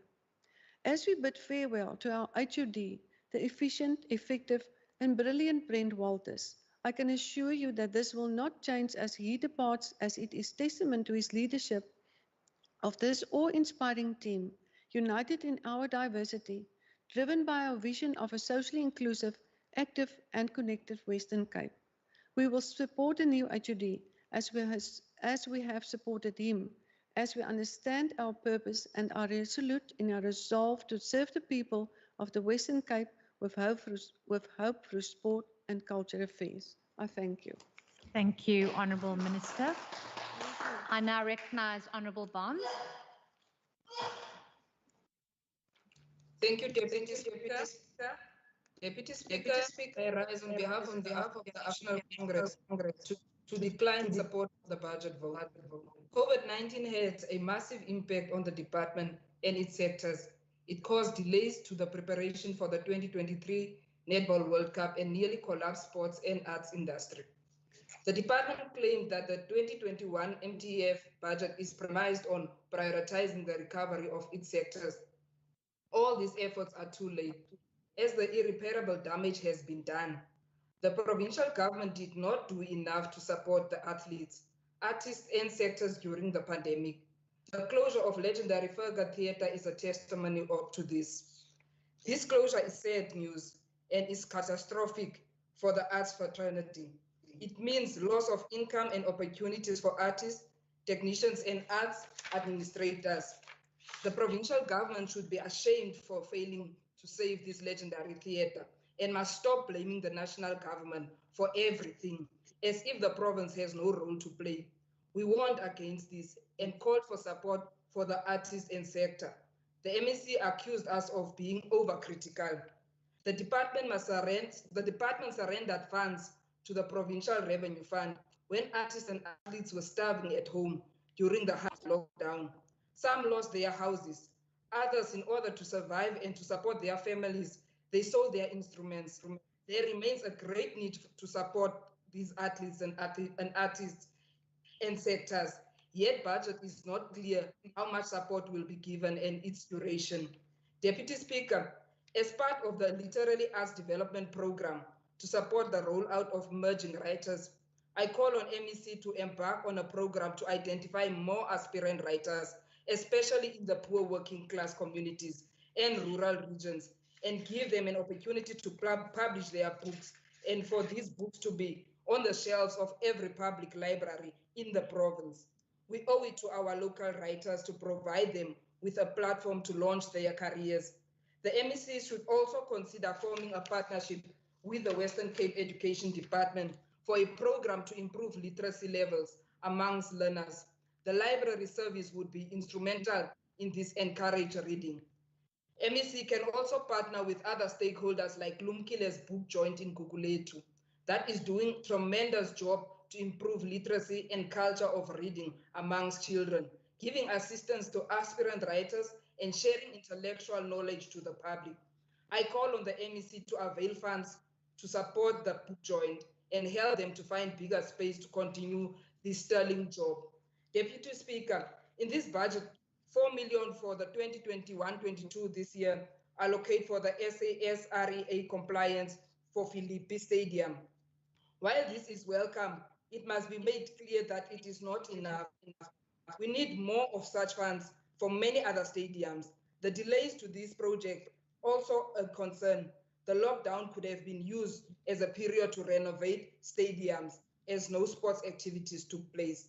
The issue of poor sports facilities remains a challenge. From rural regions to the Cape Flats, there is no fencing and no surface. I recently visited the Southern Cape, Duyselsdorp in particular, and I was saddened by the poor state of sports facilities with no fencing, rather no surfaces to play on. In 2020, when we visited Mrs. Plain for the State of the Province address, I pointed out to the MEC that all sports facilities in the Cape Flats were in terrible state, and I called for more funds to address the challenge. This budget remains silent on the matter. There is no urgency to renovate sports and recreation facilities in the poor working class communities. I call on the MEC to prioritize the building and renovation of sports and recreation facilities. The department transfers funds to municipalities for this purpose. This matter must be urgently addressed. We must exercise our oversight responsibility over municipalities to understand why they have abandoned sports facilities. Deputy Speaker, The increase of funding for the after-school program and K-Sport is welcome. However, it is not enough. The budget is insufficient to see the growth of the MOD program in rural regions, including school sport and neighborhood sport program. Moreover, the coaches play a vital role as incubators that nurtures talent from grassroots level, yet remain on an EPWP stipend. They deserve better salaries to sustain a living. They also deserve accredited training. This budget is silent on those matters. Our rugby veterans operating from Kwalanga that need the department support. Every month they have to write monthly letters seeking for donations for operations just to transfer their skills and impart knowledge to youth. The department must acknowledge and give them respect they deserve. I have attended sports awards last week, Deputy Speaker. I was deeply touched by the role of honor for the athletes that lost their lives during the pandemic. I'm joining the MEC and the department in acknowledging commitment of the departed athletes. However, I remain concerned that we are not giving enough recognition to athletes that represented us on national level. One example is the late Anele Ngonga, who played for Bafana Bafana, yet province could not even honor him with a provincial funeral. We are concerned about the cuts of transfers to the entities. In the last address, MEC tasked me to come up with suggestions rather than criticizing. Today, I've taken up that task. MEC, the next time you are asked to surrender any funds, please decline. The ANC rejects this budget. I thank you, Deputy Speaker. Thank you, Honourable Barnes. I now call on Honourable Makamba Botia. Thank you, Deputy Speaker. The Department of Cultural Affairs and Sports has achieved nothing in this financial year despite its vision and target for safe and cohesive communities. Deputy Speaker, safety has been identified as a key constraint to growth and well-being of residents. As part of the province's effort to improve safety, the Department of Cultural, Sports and Affairs says it will focus on preventing youth from engaging in criminal activities by engaging them in after-school programs. Can now the department tell us here if they have even attempted to deliver on the key performance appraisal?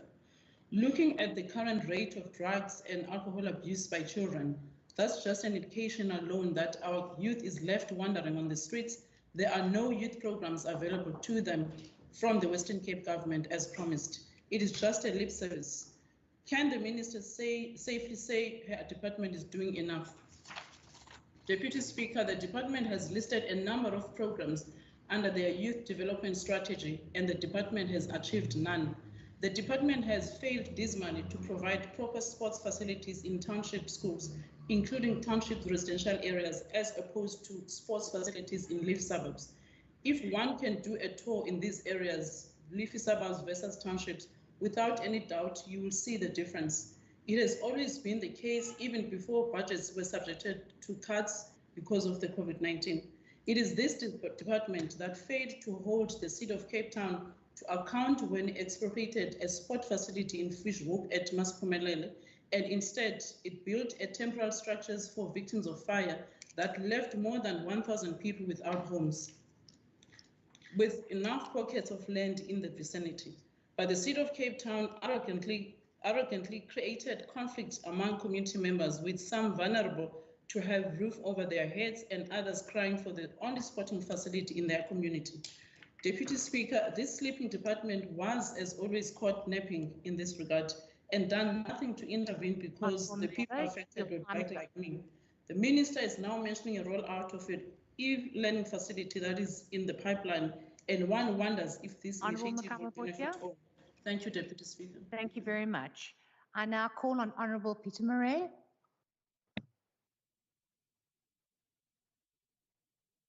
Thank you, baie dankie. Ek is net bekommerd en in my 1 minuut wil ek vra. Die minister kon so lank praat as sy wil, maar sy het nie een woord in Afrikaans gesê nie. En dis die minister van kultuur. Ek is diep teleurgesteld in haar. Minister, is Afrikaans nie vir u belangrik of vir u party belangrik nie? Op Stellenbosch mag ons nou nie eens meer in Afrikaans sing nie. Daar's klagtes daaroor. U is die minister van kultuur. En ek wil weet waarom julle Afrikaans nie voorop stel gelyk met Engels nie. Moet ons nou eers oorgaan tot ander dade wat ons nie wil nie, om seker te maak Afrikaans word nie onder die voete vertrap van nasionaal en provinsiale regering nie. Die Kaapse vlakte praat Afrikaans, hulle lees Afrikaans, hulle rap in Afrikaans. Selfs die mense op die platteland praat Afrikaans. Hulle weet niks wat jy gesê het, die minister. Ek weet party woorde nie wat jy gesê het nie. Ek sal gaan lees by die huis en stadig lees om te verstaan. Ek wil vra dat julle moet Afrikaans respekteer en in u repliek wil ek weet wat is die rede Thank you, honourable dat member. julle nie in Afrikaans in hierdie huis praat nie. Dankie, dankie. I now recognize Honourable Brinkhays. Thank you, Deputy Speaker. Safe and secure venues for cultural activities in the Western Cape remains a struggle for most of the province citizens. If this department is listening to the appeals from citizens, our children will not play near bridges and get buried under sinkholes. They will not play near canals and exposed to drowning, as in the case of the Vegieskraal tragic incident. In Strandfontein, and I'm sure in many other areas on the Cape Flats, there are no proper sports fields. Why is the province allowing the city to misuse its budget by developing undignified sports grounds and recreational facilities for our people? The budget must be inclusive, as stated by the province. Communities living in informal settlements have a right to have easy access to recreational facilities. In Masiphumelele, the city of Cape Town robbed the youth from their sports ground by erecting temporary housing units on it. Thank you, Honourable Thank you, member. Deputy Speaker. Thank you so much. I now recognize Honourable Allen.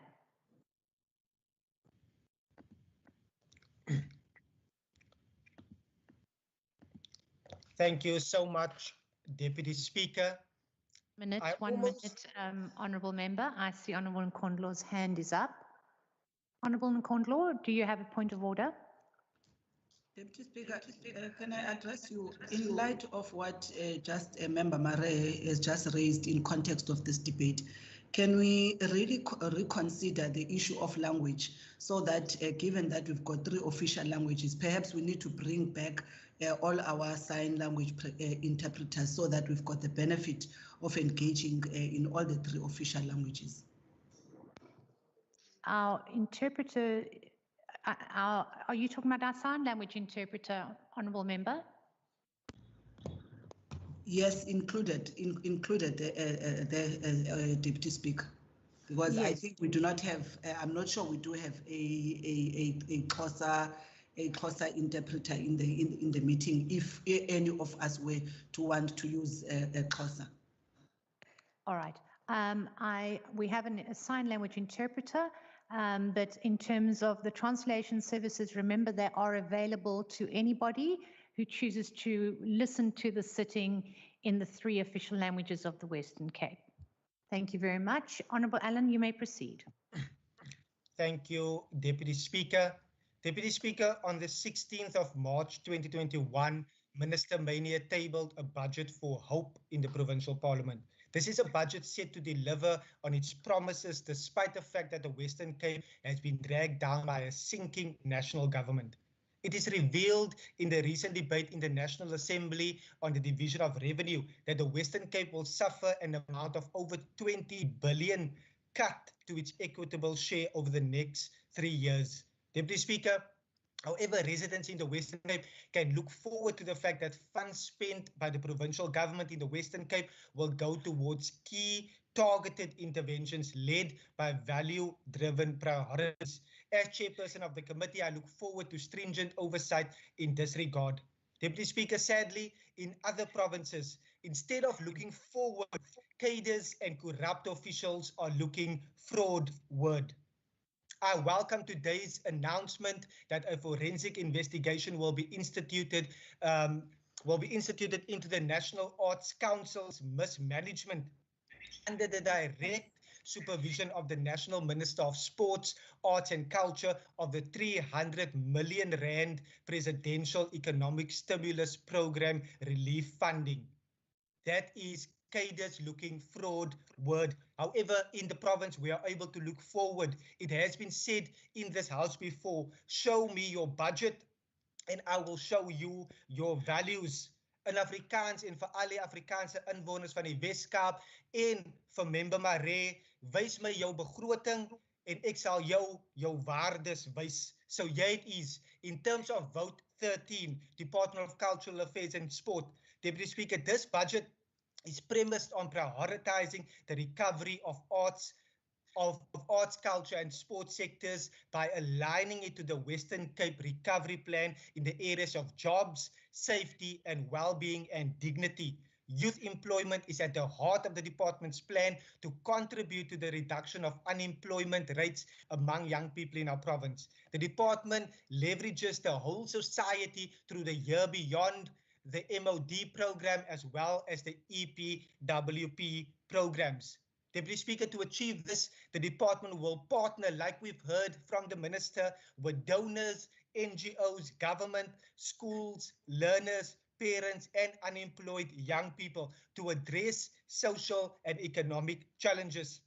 To get further into it, Deputy Speaker, under the museum services, an amount of 61 million, which is an increase of 1%. Departments of museums which provide education programs to promote sustainable use of environmental resources. We know that museums further celebrate various national commemorated days with outreach and public programs that promote social and social cohesion. 1 minute. If I can ask that you switch off your screens because your sound is being impacted. Let me, it's like my camera is giving some trouble. Oh, now my mouse. Honourable Member Allen, I cannot hear you. Either you have to switch off your screen and try again, and then otherwise we'll have to shorten your speech.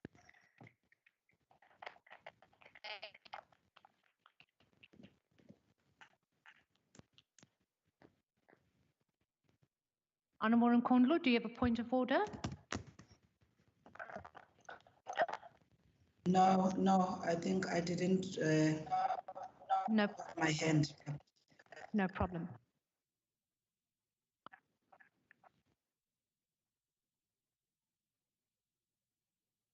Honourable Allen, are you there?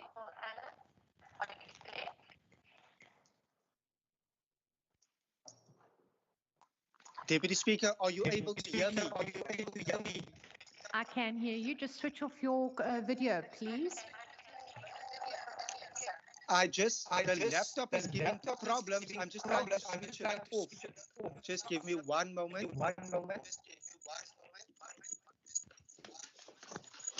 The laptop is totally giving me, it's frozen. I can't move anything. Okay, if you can take your phone and move away from the laptop, Honourable Allen, we'll close you off on the laptop side. Thank you. Okay, proceed.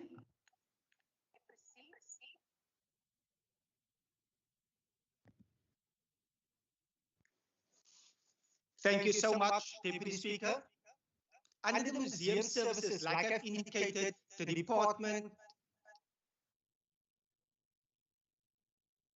department has, Deputy Speaker, I'm just checking if you can hear me. So sorry for this. I can hear you perfectly. You may proceed. Thank you so much for understanding as we navigate the technology. Deputy Speaker, under language services, an amount of 5.65 million rand, which is an increase of 19.32%. We understand that language services, like the Minister also indicated, plays a vital role in the promotion of multilingualism in the Western Cape to improve service delivery and accessibility. This will continue to be delivered via the translation services editing and interpreting services in all 3 official languages of the province. And further, the South African Sign Language awareness and advocacy continues to receive attention through the provision of sign language interpretation and the distribution of sign language playing cards. Minister, further to our values in terms of arts and culture, an amount of 38.836 million. Deputy Speaker, this is to support the arts and culture organizations in terms of the annual funding program. I've indicated earlier on, national government continuously focuses on mismanagement, and there's forensic audits and mismanagement taking place where we here in the Western Cape are spending money effectively. This will be done in terms of while we are able to physically distance, Speaker, we are also still socially connected. That is why the department remains committed in their proactive efforts to create safer and more inclusive communities, empowering those we serve. We understand that funding opportunities like this can make a meaningful contribution during these unprecedented times, Deputy Speaker. The categories are as follows. It's in terms of performance and celebration, visual arts and crafts, books and press. One of the members earlier mentioned about books, that is to develop and encourage new writers to promote creativity and the preservation and recording of various bodies of work. It is further in audio visual, there's design and creative services as well as new works, and that is to increase awareness and inclusiveness, which leads to the preservation and promotion of culture that demonstrates an appreciation of and respect of cultural expressions. This excites me as it speaks to our values, Deputy Speaker. It goes further that library services, an amount of 408.295 million, which is an increase of 23.86 million. The department continues to partner with municipalities in enhancing public library services in the province. This is with an emphasis on the provision of online books and services. Deputy Speaker, this budget item is in line with the 2021 theme, Libraries Matter. Libraries promote information services and resources, as well as reading and the benefits of literacy. I would encourage all members of this House to continue to read our reports, continue to read the APPs, or you can start.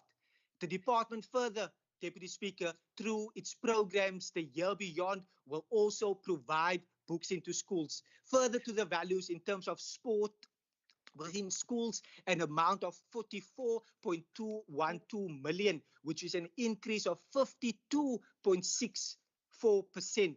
We understand that school sport programs are aimed at empowering young people, as the program includes sports code development and athlete and coach development.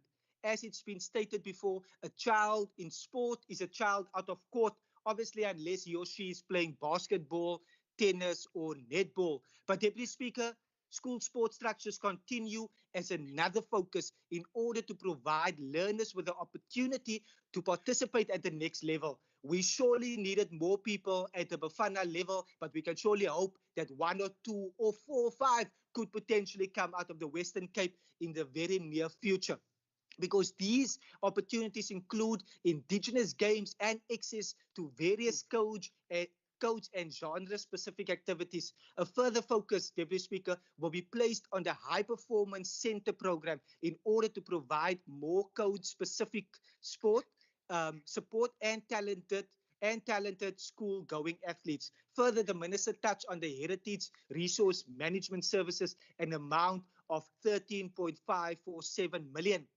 Further to the values is sport, an amount of 62.68 million, which is again an increase of 57.27%. Speaker, last year the national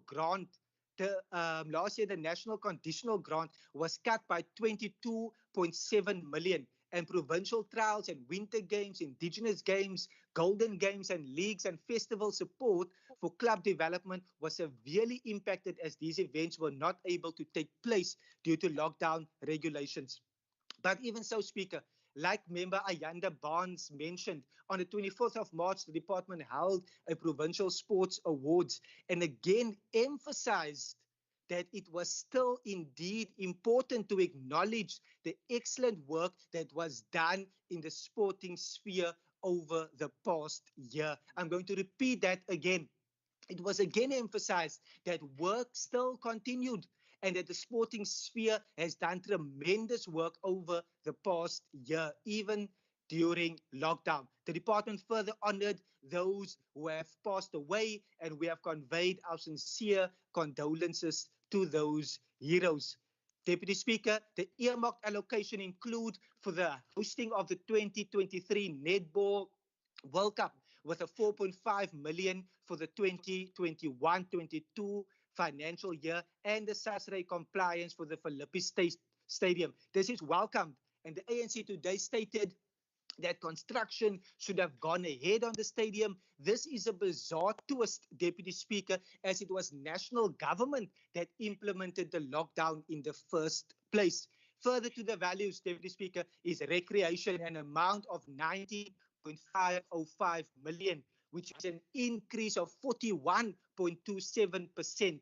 Deputy Speaker, by ensuring that all qualifying sports federations receive their allocated funding on time and account for funds is something that other provincial governments are surely lacking. Recreation facilities go a long way towards creating safer communities. And the Western Cape government is doing everything in our power to continue to establish those recreation facilities. However, so much money is being looted by our national government that it makes it extremely difficult as equitable shares are cut year on year. But Deputy Speaker, as outlined, the budget of hope is not merely pie in the sky. It is indeed a budget that gives residents hope for the future, hope for a better life, and hope that they will overcome any and all challenges. As I close, Deputy Speaker, I wish to convey my sincere thanks to Mr. Brent Walters, the former DCAS HOD, for his hard work and dedication. We wish him well in his new role within government. Also, Deputy Speaker, a special thanks to the committee procedural support staff, Mr. Daza, Mr. Matthews, Ms. Burgess, for their continued assistance. Speaker, in closing, I support vote 13 and call on this House to support the vote. I thank you.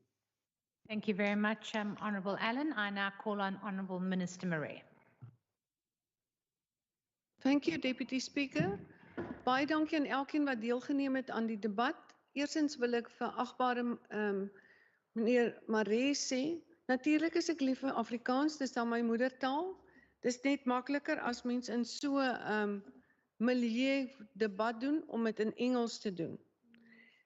Maar ek kan sê ons het 'n fantastiese taaleenheid en as jy sukkel met die toespraak deur te gaan, kan ons dit vir in Afrikaans laat vertaal. Dit sal nie 'n probleem wees nie. Dan ons fasiliteite with Schedule 5 falls in the competence of local municipalities. En op die 8ste Maart het ons 'n fasiliteit geopen by die Stephen Regan Sportvelde in Mitchells Plain ter waarde van +- 800,000. En dan ons het 32 aspirantskrywers in Khayelitsha waarmee ons werkswinkels doen wat ook vir ons ons ook befonds. So ek dink dit spreek die probleem aan wat member Barnes het dat ons nie aandag gee aan ons jong skrywers nie. And we also set aside 20.8 million. This investment will be targeted at professional arts organizations, NGOs in the arts sector, artists in the gig economy, arts in all sectors from performance and celebrations, visual arts and crafts, books and press, audiovisual, design and creative services to multidisciplinary arts. And then the closure of the Fugit is tragic and represents the devastating effect that the pandemic has had on the sector.